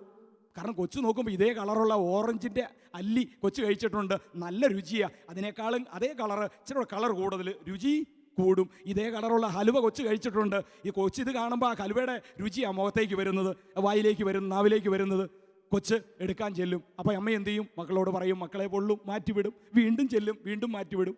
ഒരു 3-4 പ്രാവശ്യം ആയി കഴിയുമ്പോൾ അവന് മുഖത്തിൻ്റെ ഒരൊറ്റ അടി വെച്ച് കൊടുത്ത്, ഇന്നോടല്ലേടാ ഞാൻ പറഞ്ഞതെന്നും പറഞ്ഞ് ഒരൊറ്റ അടി. ഈ കൊച്ചെന്ത് ചെയ്യും? അയ്യോ മുമ്പൊന്നും വിളിച്ചുകൊണ്ട് കരഞ്ഞുകൊണ്ട് ദേ വാതിലിൻ്റെ പുറകിൽ പോയിരിക്കും. ശരിയാണോ? ആ കരഞ്ഞുകൊണ്ട് നിൽക്കും. കുറേ കഴിയുമ്പോൾ അമ്മ വെള്ളമെടുക്കാൻ വേണ്ടി ബക്കറ്റും എടുത്ത് പുറത്തേക്ക് പോകുന്ന തക്ക നോക്കി പോയോന്നും പറഞ്ഞ് ഒച്ചയും കേൾപ്പിച്ചുകൊണ്ട് ആ തക്ക നോക്കി ഓടി വന്നിട്ട് കൊച്ച് ആ തീക്കല്ലങ്ങ് എടുക്കും. ഈ തീക്കല്ലിൽ അങ്ങ് പിടിക്കുമോ, എൻ്റെ അമ്മോ എന്നും പറഞ്ഞു ഒരൊറ്റ കരച്ചിലും കഴിഞ്ഞു ദേ കിടക്കണ കൊച്ച് താഴെ. കൊച്ചിൻ്റെ കൈക്ക് എന്നാ പറ്റി? ഈ അമ്മച്ചി പൊള്ളിച്ചതാണോ കൊച്ചിൻ്റെ കൈ? അമ്മച്ചി പൊള്ളിച്ചതാണോ? അമ്മച്ചിയുടെ കണ്ണിൽ പൊടിയിട്ടുകൊണ്ട് കൊച്ചു പൊള്ളല് ചോദിച്ചു വാങ്ങിയതാ. അമ്മച്ചിയുടെ കണ്ണിൽ പൊടിയിട്ടുകൊണ്ട് കൊച്ചു പൊള്ളല്. അമ്മച്ചിക്ക് പൊള്ളൽ ഏറ്റെടുക്കാൻ പറ്റുമോ? എന്നാ ചെയ്യാൻ പറ്റും? കൈ പൊക്കി പിടിച്ചിട്ട് പതുക്കെ ഇച്ചിരി വെള്ളമോ തേനൊക്കെ ഒഴിച്ചിട്ട് 2 ഊതാൻ പറ്റും. പൊള്ളൽ ആര് സഹിക്കണം? ചില പൊള്ളലുകളൊക്കെ നമ്മൾ വരുത്തി വെക്കാറുണ്ട്. ശരിയാണോ? പള്ളിയില്ല, പട്ടക്കാരില്ല, കൂതാശിയില്ല, കുർബാനയില്ലാണ്ട് നടന്നിട്ട് കുറേ കഴിയുമ്പോൾ മക്കൾ വഴിയാധാരമായി പോയി. ആരുടെ കുറ്റവാ? ദൈവത്തിൻ്റെ കുറ്റമാണോ? ദൈവം ശപിച്ചതാണോ? പറഞ്ഞ് തോന്നിവാസം കളിച്ച് നടന്ന് മദ്യപാനത്തിൽ ഉള്ളത് മുഴുവൻ കുടിച്ച് മദ്യത്തിന് വേണ്ടി ആക്കിയിട്ട് അവസാനം കിടക്കപ്പായ്ക്ക് കീറപ്പാ പോലും ഇല്ല, വീടുമില്ല, കുടിയില്ല. ആരുടെ കുറ്റവാ? ദൈവത്തിൻ്റെ കുറ്റമാണോ? ഞാൻ ഓർക്കുന്നുണ്ട്, ഈ എയ്ഡ്സ് രോഗികളെ താമസിപ്പിക്കുന്ന ഒരു സെൻറ്ററിൽ ഞാൻ ചെന്നു. എപ്പോഴും ഒരു 10, 20, 30 എയ്ഡ്സ് രോഗികളുണ്ടാവും അവിടെ. ഒരു ദിവസം ഞാൻ അവിടെ ഒന്ന് സന്ദർശനത്തിന് ആ വഴിക്ക് പോയപ്പോൾ ചെന്നു. അപ്പോൾ പരിചയമുള്ള സിസ്റ്ററുണ്ട്, സിസ്റ്ററിൻ്റെ കാണാനൊക്കെ അവിടെ ചെന്ന് കഴിയുമ്പോഴത്തേക്കും ഞാൻ അതിൻ്റെ മുറ്റത്തെത്തി കഴിഞ്ഞപ്പോഴത്തേക്കും ഈ എയ്ഡ്സ് രോഗികളിൽ ഒരു പയ്യൻ, ഒരു 10-25 വയസ്സ് കാണും, ഒരു ചെറുപ്പക്കാരൻ, ഒരു മിടുക്കൻ ഒരു പയ്യൻ ഓടി വന്നിട്ട് എൻ്റെ കയ്യിലങ്ങ് പിടിച്ചു. ഇവൻ എൻ്റെ കയ്യെ പിടിച്ചിട്ട് അവനങ്ങ് പൊട്ടിക്കരയാൻ തുടങ്ങി. കണ്ടു കഴിഞ്ഞപ്പോൾ എനിക്ക് മനസ്സിലായി അവൻ ഒന്നാം തരം എയ്ഡ്സ് രോഗിയാണ്. കൂടി വന്നാൽ 1 മാസം, അതിനപ്പുറം അവൻ പോകാൻ സാധ്യതയില്ല ആ കട്ടുമട്ടും കണ്ടിട്ട്. എന്നിട്ട് ഇവൻ എൻ്റെ കയ്യെ പിടിച്ചിട്ട് അങ്ങ് പൊട്ടിക്കരയും. ഇവനോട് പറഞ്ഞു, എൻ്റെ അച്ഛാ, ദൈവം എന്തിനാ അച്ഛാ ഈ ചെയ്ത് എന്നോട് ചെയ്തത്? എന്തിനാ അച്ഛാ ദൈവം എന്നെ ഇങ്ങനെ ശിക്ഷിച്ചത്? എന്തിനാ അച്ഛാ ഈ രോഗം തന്നത്? ദൈവം എന്നോട് എന്തിനാ അച്ഛാ ഈ ക്രൂരത? ഇവനങ്ങോട്ട് ചത്ത് കിടന്ന് കരയുക. ഞാൻ പറഞ്ഞു, എടാ സാരമില്ലടാ, ശരിയാവൂടാ, ദൈവം ശപിച്ചതല്ലടാ, ദൈവം സ്നേഹിക്കുന്നുണ്ടോ, ഇതല്ല എന്തു പറഞ്ഞിട്ടോ അവൻ ഇങ്ങോട്ട് കരഞ്ഞു, പൊട്ടിക്കരഞ്ഞുകൊണ്ട് ഭയങ്കര ഒച്ചത്തിൽ കരഞ്ഞുകൊണ്ടിരിക്കുക. കുറേ നേരം കഴിഞ്ഞ് ഞാൻ ഒരു പ്രകാരത്തിൽ കൈ വിടിവിച്ചിട്ട് അങ്ങ് മാറി. കുറച്ചങ്ങ് മാറിക്കഴിഞ്ഞപ്പോഴത്തേക്കും ഇതിൻ്റെ ഇൻചാർജുള്ള സിസ്റ്റർ പറഞ്ഞു, എന്നോട് ചോദിച്ചു, അച്ഛാ അച്ഛന് അവനെ അറിയാവോ? ഞാൻ പറഞ്ഞു, അറിയില്ല സിസ്റ്ററെ. അപ്പോൾ സിസ്റ്റർ പറഞ്ഞു, അച്ഛാ ഇന്ന ജില്ലയിലെ അറിയപ്പെടുന്ന ഒരു കുടുംബത്തിലെ പയ്യനാ. 2 ആൺമക്കൾ ആ കുടുംബത്തിൽ ഉണ്ടായിരുന്നത്. അപ്പൻ ഭയങ്കര ബിസിനസ്സുകാരനാ. ഇവൻ്റെ മൂത്തവൻ അപ്പന് ബിസിനസ്സിന് സഹായിക്കുന്നു. ഇവൻ രണ്ടാമത്തവൻ, 2 ആൺകുട്ടികളാ. ഇവൻ നന്നായിട്ട് പഠിക്കും. അതുകൊണ്ട് മാതാപിതാക്കൾക്ക് ഇവനെ ഭയങ്കര കാര്യമാണ്. ഇഷ്ടം പോലെ സ്വത്തുമുണ്ട്. അങ്ങനെ ഇരിക്കുമ്പോൾ കേരളത്തിലെ പഠനമൊക്കെ കഴിഞ്ഞ് ബോംബെയിൽ ഇവനെ പഠിക്കാൻ കൊണ്ട് വിട്ടു. അവിടെ ചെന്നിട്ട് അവന് തന്നെ വേണ്ടിയിട്ടൊരു വീടെടുത്ത് കൊടുത്തു. കേരളത്തിൽ നിന്ന് ഒരു ചേട്ടനെയും പറഞ്ഞ് ഭക്ഷണമൊക്കെ ഉണ്ടാക്കി കൊടുക്കാനും കാര്യങ്ങളൊക്കെ നോക്കാൻ വേണ്ടി ഒരു ചേട്ടനെ ഇവിടുന്ന് പൈസ കൊടുത്ത് അപ്പോയിൻ്റ് ചെയ്തു. എല്ലാ മാസവും 10,000-10,000 രൂപ ഇവൻ്റെ ചെലവിന് അയച്ചു കൊടുക്കും. അവിടെ ഒരു കാറൊക്കെ അവന് കോളേജിൽ പോകാൻ വേണ്ടി മേടിച്ചു കൊടുത്തു. അങ്ങനെ അത്രമാത്രം മാതാപിതാക്കൾക്ക് ഇവനെ സ്നേഹമാണ്. അങ്ങനെ ഇരിക്കുമ്പോൾ ഒരു ദിവസം ഒരു പനിയോ എന്തോ ഒരു ചെറിയ അസുഖം വന്നൊരു ക്ലിനിക്കിൽ പോയി ടെസ്റ്റ് ചെയ്ത് കഴിഞ്ഞപ്പം ആ ഡോക്ടർ എന്നൊരു സംശയം തോന്നിയിട്ട് പറഞ്ഞു, മാതാപിതാക്കളെ നമ്പർ മേടിച്ചു വിളിച്ചു, എന്നിട്ട് ഇവരെ നാട്ടിലേക്ക് അയച്ചു. ഇവിടെ വന്ന് നല്ലൊരു ആശുപത്രി ചെക്കപ്പ് നടത്തി കഴിഞ്ഞ് നോക്കുമ്പോൾ അവസാനം നോക്കുമ്പോൾ ഇവന് എയ്ഡ്സ് രോഗമാണ്. ഈ സിസ്റ്റർ പറയുക, എൻ്റെ അച്ഛാ ഒരു ദിവസം രാത്രിയിൽ ഒരു 12:45 കോളിംഗ് ബെല്ലടിച്ചു. ഞങ്ങൾ 2 സിസ്റ്റേഴ്സ് എഴുന്നേറ്റ് ചെന്ന് നോക്കുമ്പോൾ ഒരു സ്കോർപ്പിയോ കാറ് വണ്ടി ജീപ്പ് അവിടെ വന്ന് നിന്നു. അതിൽ നിന്ന് 3 പേരിറങ്ങി വന്നു. ഒന്ന് ഈ പയ്യനും വേറെ 2 മുതിർന്നവരും, ഒന്ന് ഇവൻ്റെ അപ്പനും ഒരു കൂട്ടുകാരനുമാണ്. എന്നിട്ട് ഇവൻ്റെ അപ്പം വന്നിട്ട് ഈ കാര്യങ്ങളൊക്കെ പറഞ്ഞിട്ട് ഏൽപ്പിച്ച് കഴിഞ്ഞിട്ട് ഒരു 50,000 രൂപയും എൻ്റെ കയ്യിൽ ഏൽപ്പിച്ചിട്ട് ആ 12:45 രാത്രിയിൽ എന്നോട് പറഞ്ഞു, ഇനി ഇവൻ ചത്താ പോലും ഞങ്ങളെ അറിയിക്കേണ്ട. ഒരു 50,000 രൂപ ഏൽപ്പിച്ചു. അപ്പനും കൂട്ടുകാരനും ഉടനെ സ്ഥലം വിട്ടു. ഇവൻ ഇവിടെ വന്നിട്ട് ഒരു 2 മാസം ആകുന്നു. കൂടി വന്ന 1 മാസം കൂടെ കഴിഞ്ഞാൽ അവൻ മരിക്കും തീരെ. കാരണം അത്രമാത്രം പെട്ടെന്ന് എന്തോ പറ്റി പനിയൊക്കെ പിടിച്ച് അവൻ സീരിയസ് ആയിപ്പോയി. ദൈവം ഇവനെ ശിക്ഷിച്ചതാണോ? പറഞ്ഞേ, ഈ മാതാപിതാക്കള് ദൈവത്തിൻ്റെ സ്നേഹം കൊടുത്തു. അത്രമാത്രം ഇവനെ കാര്യമായി സ്നേഹിച്ച് ഇവനെ വളർത്തി, ഇവനെ പഠിപ്പിച്ച് ലക്ഷങ്ങൾ മുടക്കി ഇവൻ്റെ ആഗ്രഹം അനുസരിച്ച് ബോംബെ കൊണ്ടുപോയി പഠിപ്പിച്ചു. പക്ഷെ ഇവനെന്ത് ചെയ്തു? അവിടെ പോയി കുത്തഴിഞ്ഞ് ജീവിതം നയിച്ച് തോന്നിവാസം ജീവിച്ച്, വിശ്വാസമില്ലാതെ, സ്നേഹമില്ലാതെ, നന്മയില്ലാതെ, വിശ്വസ്തയില്ലാണ്ട് തോന്നിവാസം ജീവിച്ചിട്ട് അവസാനം എയ്ഡ്സ് രോഗവും പിടിച്ചു വന്നിട്ട് ദൈവം എന്നെ ശിക്ഷിച്ചത് എന്താണെന്ന് ചോദിച്ചാൽ ഇത് ദൈവം ശിക്ഷിച്ചതാണോ? പറഞ്ഞേ, ചില പൊള്ളലുകൾ നമ്മൾ വരുത്തി വെക്കുന്നതാണ്. Price the Lord. പ്രിയപ്പെട്ടവരെ, ദൈവം നമ്മളെ തകർക്കുന്ന ദൈവമല്ല, നമ്മൾ സ്നേഹിക്കുന്ന ഒരു ദൈവമാണ് നമുക്കുള്ളത്. അതുകൊണ്ട് നമ്മളെയൊക്കെ വിശുദ്ധിയിലേക്ക് നയിക്കാൻ കഴിവുള്ള ദൈവമാണ്. അതുകൊണ്ടാണ് ദൈവം പറയുന്നത്, തൻ്റെ പുത്രനെ അയച്ചത് നമ്മളെ ശിക്ഷയ്ക്ക് വിധിക്കുവാനുള്ള, അനുഗ്രഹിക്കുവാൻ വേണ്ടി മാത്രമാണ്. Price the Lord. ഇന്ന് ഈ ജാഗരണ പ്രാർത്ഥനയിൽ നിങ്ങൾ വന്ന് പ്രാർത്ഥിക്കുമ്പോൾ പ്രിയപ്പെട്ടവരെ ഓർക്കുക, ദൈവം ഇന്ന് നമ്മളെ ഒരു പടി കൂടെ വിശുദ്ധിയിലേക്ക് ഉയർത്തിയിരിക്കുകയാണ്. Praise the Lord. നമ്മൾ പ്രാർത്ഥിക്കുമ്പോൾ ദൈവത്തിൻ്റെ സ്വരം അവിടെയുണ്ട്, ദൈവത്തിൻ്റെ കാതവിടെയുണ്ട്, കണ്ണവിടെയുണ്ട്, ദൈവത്തിൻ്റെ അവിടെ സാന്നിധ്യം അവിടെയുണ്ട്. നമ്മളെ തകർക്കുന്ന ഒരു ദൈവമല്ല, മറിച്ച് നമ്മളെ അനുഗ്രഹിക്കുന്ന, നമ്മുടെയൊക്കെ വിശുദ്ധി പൂർണ്ണത ആഗ്രഹിക്കുന്ന ദൈവമാവുള്ളത്. Price the Lord. അതുകൊണ്ടാ യേശു പറഞ്ഞത്, എൻ്റെ സ്വർഗസ്ഥനായ പിതാവ് പരിപൂർണനായിരിക്കുന്നത് പോലെ നിങ്ങളും. ഒരു തകർക്കുന്ന കാര്യങ്ങളും കർത്താവ് നമ്മളോട് പറഞ്ഞില്ല. അതുകൊണ്ട് നമ്മുടെ കുറവുകൾ ഒരിക്കലും നമുക്ക് വീഴ്ചയാകാതിരിക്കട്ടെ. നമുക്കറിയാം ചില കാര്യങ്ങൾ. ഇപ്പം നമുക്ക് വിശുദ്ധിയെ നമ്മൾ ലക്ഷ്യം വെച്ച് കഴിയുമ്പോൾ നമ്മൾ ഇപ്പുറത്തെ സൈഡ് കൂടെ ചിന്തിക്കണം. അതിന് എതിരായിട്ടുള്ള ചില തഴക്കദോഷങ്ങൾ നമ്മളുണ്ടെങ്കിൽ അത് മാറ്റാണ്ട് നമുക്ക് അനുഗ്രഹം കിട്ടുമോ? പറഞ്ഞ് എന്നോർത്ത് നോക്കി. ഇപ്പം ഈ രാത്രിയിൽ നമ്മൾ ഈ ജാഗരണ പ്രാർത്ഥനയിൽ പങ്കെടുക്കുമ്പോൾ നമ്മൾ അറിഞ്ഞും അറിയാതെയും ദൈവം ധാരാളം കൃപകൾ നമ്മൾ വർഷിക്കുന്നുണ്ടല്ലേ. നമുക്കറിയാം ശാലോരി ടിവിയുടെ ആരംഭം മുതൽ, ജാഗരണ പ്രാർത്ഥനയുടെ ആരംഭം മുതൽ എത്ര ആയിരക്കണക്കിന് ആളുകൾക്ക് ദൈവത്തിൻ്റെ കൃപ ദൈവം ഈ ഒരു മാധ്യമത്തിലൂടെ വർഷിച്ചു. ശരിയാണോ? അങ്ങനെയാണെങ്കിൽ ഇന്ന് ഈ സമയം ദൈവം നമ്മളെ വിളിച്ചു കൂട്ടിയിരിക്കുന്നത് അനുഗ്രഹിക്കാൻ വേണ്ടിയാ. Price the Lord.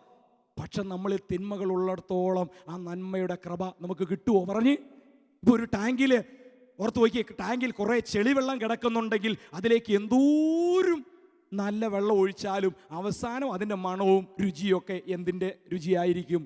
ചെളിവെള്ളത്തിൻ്റെ. ഇതാ പലപ്പോഴും നമ്മൾ ധ്യാനം കൂടുന്നു, പ്രാർത്ഥിക്കുന്നു, ജാഗരണ പ്രാർത്ഥന എല്ലാം നടത്തുന്നു, പക്ഷേ ഉള്ളിൻ്റെ ഉള്ളിൽ അടിയിൽ ഈ തിന്മ, ഈ ദുശീലങ്ങൾ, ഈ തഴക്കദോഷങ്ങൾ, ഈ വൈരാഗ്യം, ഈ വിദ്വേഷമൊക്കെ കിടക്കുന്നത് കൊണ്ട് അതിൻ്റെ കൃപ നമുക്ക് കിട്ടുന്നില്ല. Price the Lord. ഹല്ലേലൂയ. അല്ലേ? നമ്മൾ ദൈവത്തോട് സഹകരിച്ചാലേ അനുഗ്രഹങ്ങൾ നമുക്ക് കിട്ടൂ. Price the Lord. നമ്മൾ ദൈവത്തിന് ഒരു വൈരാഗ്യവുമില്ല, ദൈവത്തിൻ്റെ ഒരു വിദ്വേഷമില്ല, ദൈവത്തിന് ഒരു നമ്മളോട് പിണക്കവുമില്ല. പക്ഷെ ദൈവത്തോടൊന്ന് സഹകരിച്ചേ, അവനോടൊന്ന് കരം കോർത്തേ, അവനോടൊന്ന് മനസ്സ് ചേർത്തേ, അവനോടൊന്ന് ത്യാഗപൂർവമായിട്ട് അവനോടൊന്ന് സ്നേഹത്തോടുകൂടി എന്താണ് പറയുക, മറിയത്തെ പോലെ അവൻ്റെ പാദത്തെങ്കിലും ഒന്ന് ഇരുന്നേ, ആ സമയം തന്നെ നിന്നെയും നിൻ്റെ കുടുംബത്തെയും ദൈവം സക്കബൂസിൽ കാണുന്നതാ. അല്ലേ? സക്കബൂസ് ഒന്ന് ആഗ്രഹിച്ചേ ഉള്ളൂ, യേശുവിനെ ചുമ്മാ ഒന്ന് കാണാൻ വേണ്ടി ആഗ്രഹിച്ച് അവൻ ഒരു സ്റ്റെപ്പ് വെച്ച് ആ മരത്തെ പോയി ഒന്ന് കയറി വലിഞ്ഞിരുന്നേ ഉള്ളൂ. സക്കബൂസ് യേശുവിനെ കാണാൻ ആഗ്രഹിച്ച് ഒരു സ്റ്റെപ്പ് മുന്നോട്ട് വെച്ചപ്പോൾ യേശു 2 സ്റ്റെപ്പ് വെച്ചിട്ട് പറഞ്ഞു, പൊന്നുമോനെ, നീ എന്നെ കാണാൻ വന്നല്ലോ, ശരി, ഞാൻ നിന്റെ വീട്ടിലേക്ക് വന്നേക്കാം. അവൻ അത്രയും പ്രതീക്ഷിച്ചോ? ഒരിക്കലും. പക്ഷെ ഇവൻ കർത്താവിനെ കാണാൻ ആഗ്രഹിച്ച് ഒരു സ്റ്റെപ്പ് മുന്നോട്ട് വെച്ചപ്പോൾ കർത്താവ് 2 സ്റ്റെപ്പ് വെച്ചിട്ട് പറഞ്ഞു, നിന്റെ വീട്ടിലേക്ക് ഞാൻ വന്നേക്കാം. ഇത് കണ്ടു കഴിഞ്ഞപ്പോൾ സക്കബൂസിന് ആവേശം. സക്കബൂസ് പറഞ്ഞു, എനിക്ക് നിന്നെ മാത്രം മതി, അനാവശ്യമായി അതും ഇതെല്ലാം ഉണ്ട്, ഒന്നും വേണ്ട, എല്ലാം ഉപേക്ഷിച്ചേക്കാം. അപ്പോൾ കർത്താവ് പറഞ്ഞു, ഇത് കണ്ടു കഴിഞ്ഞപ്പോൾ കർത്താവിന് ആവേശം കൂടി. കർത്താവ് പറഞ്ഞു, ശരി, നിന്റെ കുടുംബവും നീയും രക്ഷപ്പെടട്ടെ. Price the Lord. നമ്മൾ ദൈവത്തിൻ്റെ മുമ്പിൽ ഒരു സ്റ്റെപ്പ് വെച്ചാൽ, ഒന്ന് ദൈവത്തോട് സഹകരിച്ചാൽ ഒരിക്കലും നമ്മളെ ഒന്നും തള്ളിക്കളയില്ല. അതുകൊണ്ട് എന്ത് രോഗവുമായിക്കോട്ടെ, എന്ത് കഷ്ടപ്പാടുകളായിക്കോട്ടെ, ദുഃഖങ്ങളായിക്കോട്ടെ, ഭാരങ്ങളായിക്കോട്ടെ, എൻ്റെ കർത്താവിൻ്റെ കൂടെയുണ്ടെന്നുള്ള ബോധ്യം ഈ രാത്രിയിൽ നമ്മൾക്ക് വീണ്ടും നമ്മളിൽ ഉണർത്താം. പ്രത്യാശയോടുകൂടെ പ്രാർത്ഥിക്കാം. നമ്മളെ തകർക്കുന്ന കർത്താവല്ല. അതുകൊണ്ടാണ് സുവിശേഷത്തിൽ പലയിടത്തും യേശു പറയുന്നുണ്ടല്ലോ, നിന്റെ വിശ്വാസം നിന്നെ രക്ഷിക്കട്ടെ. അല്ലേ? പാപിനിയായ സ്ത്രീയോട് പറഞ്ഞു, നിന്റെ വിശ്വാസം നിന്നെ. എന്ന് പറഞ്ഞാൽ എന്താ അർത്ഥം? പ്രിയപ്പെട്ടവർ, ഇത്രയേ അർത്ഥമുള്ളൂ. നീ എത്രമാത്രം എന്നോട് സഹകരിക്കുന്നോ അതനുസരിച്ച് നിനക്ക് എന്തുണ്ടാവട്ടെ? അനുഗ്രഹം ഉണ്ടാവട്ടെ. ഇപ്പൊ നമുക്കറിയാം, ഒരു ഉദാഹരണം പറഞ്ഞാൽ, നമ്മൾ ഇവിടെ ഒരു ഗ്ലാസ് ഇരിപ്പുണ്ടെന്ന് കരുതുക, വെള്ളം കുടിക്കുന്ന ഒരു ഗ്ലാസ്, ഇവിടെ തൊട്ടിപ്പുറത്തൊരു കപ്പ്, തൊട്ടിപ്പുറത്തൊരു ബക്കറ്റ്, ബാരല്, വലിയൊരു ടാങ്ക്. ഞാൻ നിങ്ങളോട് കുറച്ച് പേരോട് പറഞ്ഞു, ഈ ഗ്ലാസും കപ്പും ബക്കറ്റും ബാരലും വെള്ളം കോരി നിറയ്ക്കണമെന്ന്. നിങ്ങൾ വെള്ളം കോരി കുറേ കഴിഞ്ഞ് ഞാൻ വന്ന് അളന്നു നോക്കുമ്പം ഏറ്റവും കുറവ് വെള്ളം ഏതിലായിരിക്കും? പറഞ്ഞ്, ഗ്ലാസ്സിൽ. ഏറ്റവും കൂടുതലോ ടാങ്കിൽ. കാരണം എന്താ? ഗ്ലാസ് ചെറുതാ, ടാങ്ക് ഒത്തിരി വലുതാ. യേശു പറഞ്ഞു, നിന്റെ വിശ്വാസം നിന്നെ രക്ഷിക്കട്ടെന്ന് പറഞ്ഞാൽ നീ എത്രമാത്രം എന്നോട് സഹകരിക്കുന്നോ അതനുസരിച്ച് നിനക്ക് അനുഗ്രഹം. ഒരു ഗ്ലാസിൻ്റെ അടുത്തോളം വലുപ്പം വിശ്വാസവും പ്രാർത്ഥനയും ദൈവാശ്രയബോധവും ഒക്കെ ഉള്ളൂ, അത്രയും അനുഗ്രഹം. ഇന്ന് ഇവിടെ ഇരിക്കുന്ന നമ്മൾ ചിന്തിത് തന്നെയാണ്. നമ്മളെല്ലാവരും ജാഗരണ പ്രാർത്ഥനയിൽ പങ്കെടുക്കുന്നുണ്ട്. ചില ആളുകൾ വലിയ താല്പര്യത്തോടെ, വിശ്വാസത്തോടെയാണ് ഒരു ടാങ്കിൻ്റെ അടുത്തോളം വിശ്വാസവും അവർക്ക് അത്രമാത്രം ദൈവം വാരിക്കോരിത്തരും. Price the Lord. ഇപ്പം 2 ഏട്ടന്മാർ, നമ്മുടെ ഇടവകയിലോട് 2 ഏട്ടന്മാർ ധ്യാനിക്കാൻ പോയി. ഒരു ചേട്ടൻ അത്യാവശ്യം പള്ളിയിൽ പോകും, അത്യാവശ്യം കുരിശ് വരയ്ക്കും, അത്യാവശ്യം ദാനധർമ്മം, വലിയ കുഴപ്പമൊന്നുമില്ല, എന്നാലും വലിയ ഭക്തനുമാണ്. അദ്ദേഹം ധ്യാനത്തിന് പോയി, ധ്യാനം കഴിഞ്ഞ് വന്നു, ഇച്ചിരി സമാധാനമൊക്കെ കിട്ടി. രണ്ടാമതൊരു ചേട്ടൻ അദ്ദേഹത്തിൻ്റെ കൂടെ പോയതാ. അദ്ദേഹത്തിന് പള്ളിയില്ല, പട്ടക്കാരില്ല, കൂതാശിയില്ല, കുർബാനയില്ല, മാമോദിസ കഴിഞ്ഞ പിന്നെ ഇതുവരെ പള്ളി കയറിയിട്ടില്ല. അങ്ങനെ തോന്നിവാസം കുടിച്ച് ജീവിക്കുന്ന ഒരു വ്യക്തി. അദ്ദേഹവും ധ്യാനത്തിന് പോയി. പക്ഷെ അദ്ദേഹം തിരിച്ചു വന്നപ്പോഴത്തേക്കും 2 വർഷമായി തളർന്നു കിടന്ന ഭാര്യ ഇതേ പയറുമണി പോലെ തുള്ളിച്ചാടാൻ തുടങ്ങി. ഒരു ജോലി ഇല്ലാണ്ട് തെണ്ടി തിരിഞ്ഞ് നടന്ന മകനതേ ഒന്നാന്തരം ജോലി കിട്ടി. അദ്ദേഹം തിരിച്ചു വന്ന് 6 മാസം കഴിയുന്നതിന് മുമ്പ് ഒന്നാന്തരം വീട് പണിയാനുള്ള കൃപ കിട്ടി. ഇദ്ദേഹത്തിനാണെങ്കിൽ ഇല്ലാത്ത രോഗങ്ങളൊന്നും ഇല്ലായിരുന്നു. ധ്യാനം കഴിഞ്ഞ് തിരിച്ചു വന്നതോടുകൂടി ഓരോ ദിവസം ഓരോ രോഗങ്ങൾ അപ്രത്യക്ഷമാകാൻ തുടങ്ങി. നമ്മൾ എന്തു പറയും? ആദ്യത്തെ ആൾ അത്യാവശ്യം പള്ളിയും പട്ടക്കാരൻ വലിയ കുഴപ്പമില്ല, പക്ഷെ അദ്ദേഹത്തിന് കാര്യമായിട്ട് ദൈവം ഒന്നും കൊടുത്തില്ല. രണ്ടാമത്തവൻ പള്ളിയില്ല, തെറിയും പറഞ്ഞ് ചീത്തയും പറഞ്ഞുകൊണ്ട് അവനെ ദൈവം വാരിക്കോരി എന്താ കാരണം? ആദ്യത്തെ ആൾക്ക് ഒരു 40% വിശ്വാസം ഉണ്ടായിരുന്നു. ധ്യാനം കൂടി ഇപ്പോൾ 5% കൂടി 45, അത്രയൊക്കെ അനുഗ്രഹമായിട്ട് പോകുന്നു. രണ്ടാമത്തെ ആൾക്കോ വിശ്വാസവും ഇല്ല, ഒന്നുമില്ല, വള്ളിയില്ല. പക്ഷെ അവിടെ ചെന്ന് വചനം കേട്ട് മാനസാന്തരപ്പെട്ട് അദ്ദേഹം ചങ്ക് പൊട്ടി എൻ്റെ ഒടയ തമ്പുരാനെ എന്നും പറഞ്ഞ് വിളിച്ചു. 100% വിശ്വാസ സ്നേഹത്തിലേക്ക് പ്രത്യേക ദൈവം അവനെ വാരിക്കോരി. ഇന്ന് രാത്രിയിൽ ഇതാ സംഭവിക്കും. നമ്മൾ നമ്മുടെ ദൈവത്തിൽ ആശ്രയിച്ച ദൈവത്തിനൊരു വരവില്ല, ഒരു വ്യത്യാസമില്ല. തിരിച്ചു പറ്റി ദൈവത്തിൻ്റെ കരങ്ങളിലേക്ക് നമ്മളെ കൊടുക്കാം. കർത്താവ് ഇത്രയൊക്കെ അനുഗ്രഹം തന്നല്ലോ എന്നോർത്ത് അല്ലേ? ഇനിയും നമുക്ക് തുടർന്നുള്ള ആരാധനയിലൊക്കെ നമുക്ക് ഭക്തിപൂർവ്വം പ്രാർത്ഥിക്കാം. ദൈവം എന്തോരു കൃപകളെ കൊണ്ടാണ് നിറച്ചിരിക്കുന്നത്.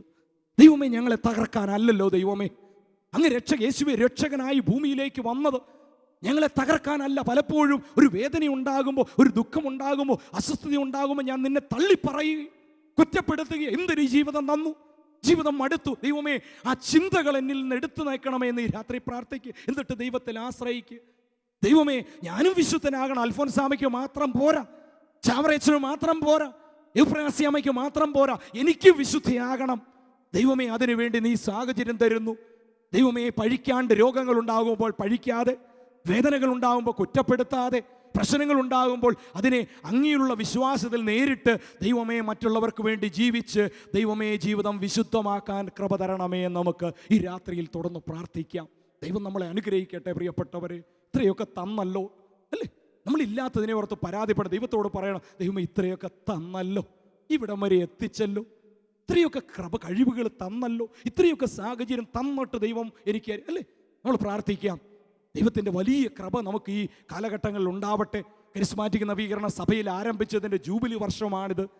50 വർഷമായി കരിസ്മാറ്റിക്. നമ്മളെപ്പോലെ ഏതാനും ആളുകൾ അമേരിക്കയിൽ പിറ്റ്സ്ബർഗിലോ ഡ്യൂക്കേൻ സർവകലാശാലയിൽ ഒരുമിച്ച് കൂടിയിരുന്ന ഏതാനും വിദ്യാർത്ഥികൾക്കും അധ്യാപകർക്കും ഉണ്ടായ ഒരു പരിശുദ്ധാത്മ അഭിഷേകത്തിൽ നിന്നാണ് 1967 കരിസ്മാറ്റിക് നവീകരണം അതിൻ്റെ സുവർണ ജൂബിലിയ കേരളം കാര്യമായിട്ട് ആഘോഷിച്ചുകൊണ്ടിരിക്കുക. ദിവസങ്ങളിൽ നമുക്ക് പ്രാർത്ഥിക്കാം. ഇതുപോലെ നമ്മുടെ പ്രാർത്ഥനകളും ദൈവമേ അനുഗ്രഹമാക്കണമേ, ആത്മാവിനെ കൊണ്ട് നിറയ്ക്കണമേ. പുതിയൊരു പന്തക്കൊസ്ത അനുഭവം ഉണ്ടാകട്ടെ എന്ന് ഉണ്ടാകുവാൻ വേണ്ടി പ്രാർത്ഥിക്കുവാൻ ജോൺ 23-ാം മാർപ്പാപ്പ ആഹ്വാനം ചെയ്തപ്പോൾ കരിസ്മാറ്റിക് നവീകരണം ഉണ്ടായെങ്കിൽ ആ ഒരു ബോധ്യത്തോടു കൂടി അദ്ദേഹം പ്രാർത്ഥിച്ചു കഴിഞ്ഞപ്പോൾ സഭയിൽ 2ാം വത്തിക്കാൻ കൗൺസിൽ ഉണ്ടായെങ്കിൽ തീർച്ചയായിട്ടും നമ്മുടെ പ്രാർത്ഥനകൾ നമ്മുടെ കുടുംബത്തിൽ പുതിയ അനുഗ്രഹങ്ങൾ വർഷിക്കും, പുതിയ നന്മകൾ വർഷിക്കും. ദൈവം നമ്മളെ അനുഗ്രഹിക്കട്ടെ. ഒത്തിരി നമ്മളെ സ്നേഹിക്കുന്ന ദൈവം നമ്മളെ അനുഗ്രഹിക്കാൻ വേണ്ടിയാണ് നമ്മളെ വിളിച്ചു കൂട്ടിയിരിക്കുന്നത്.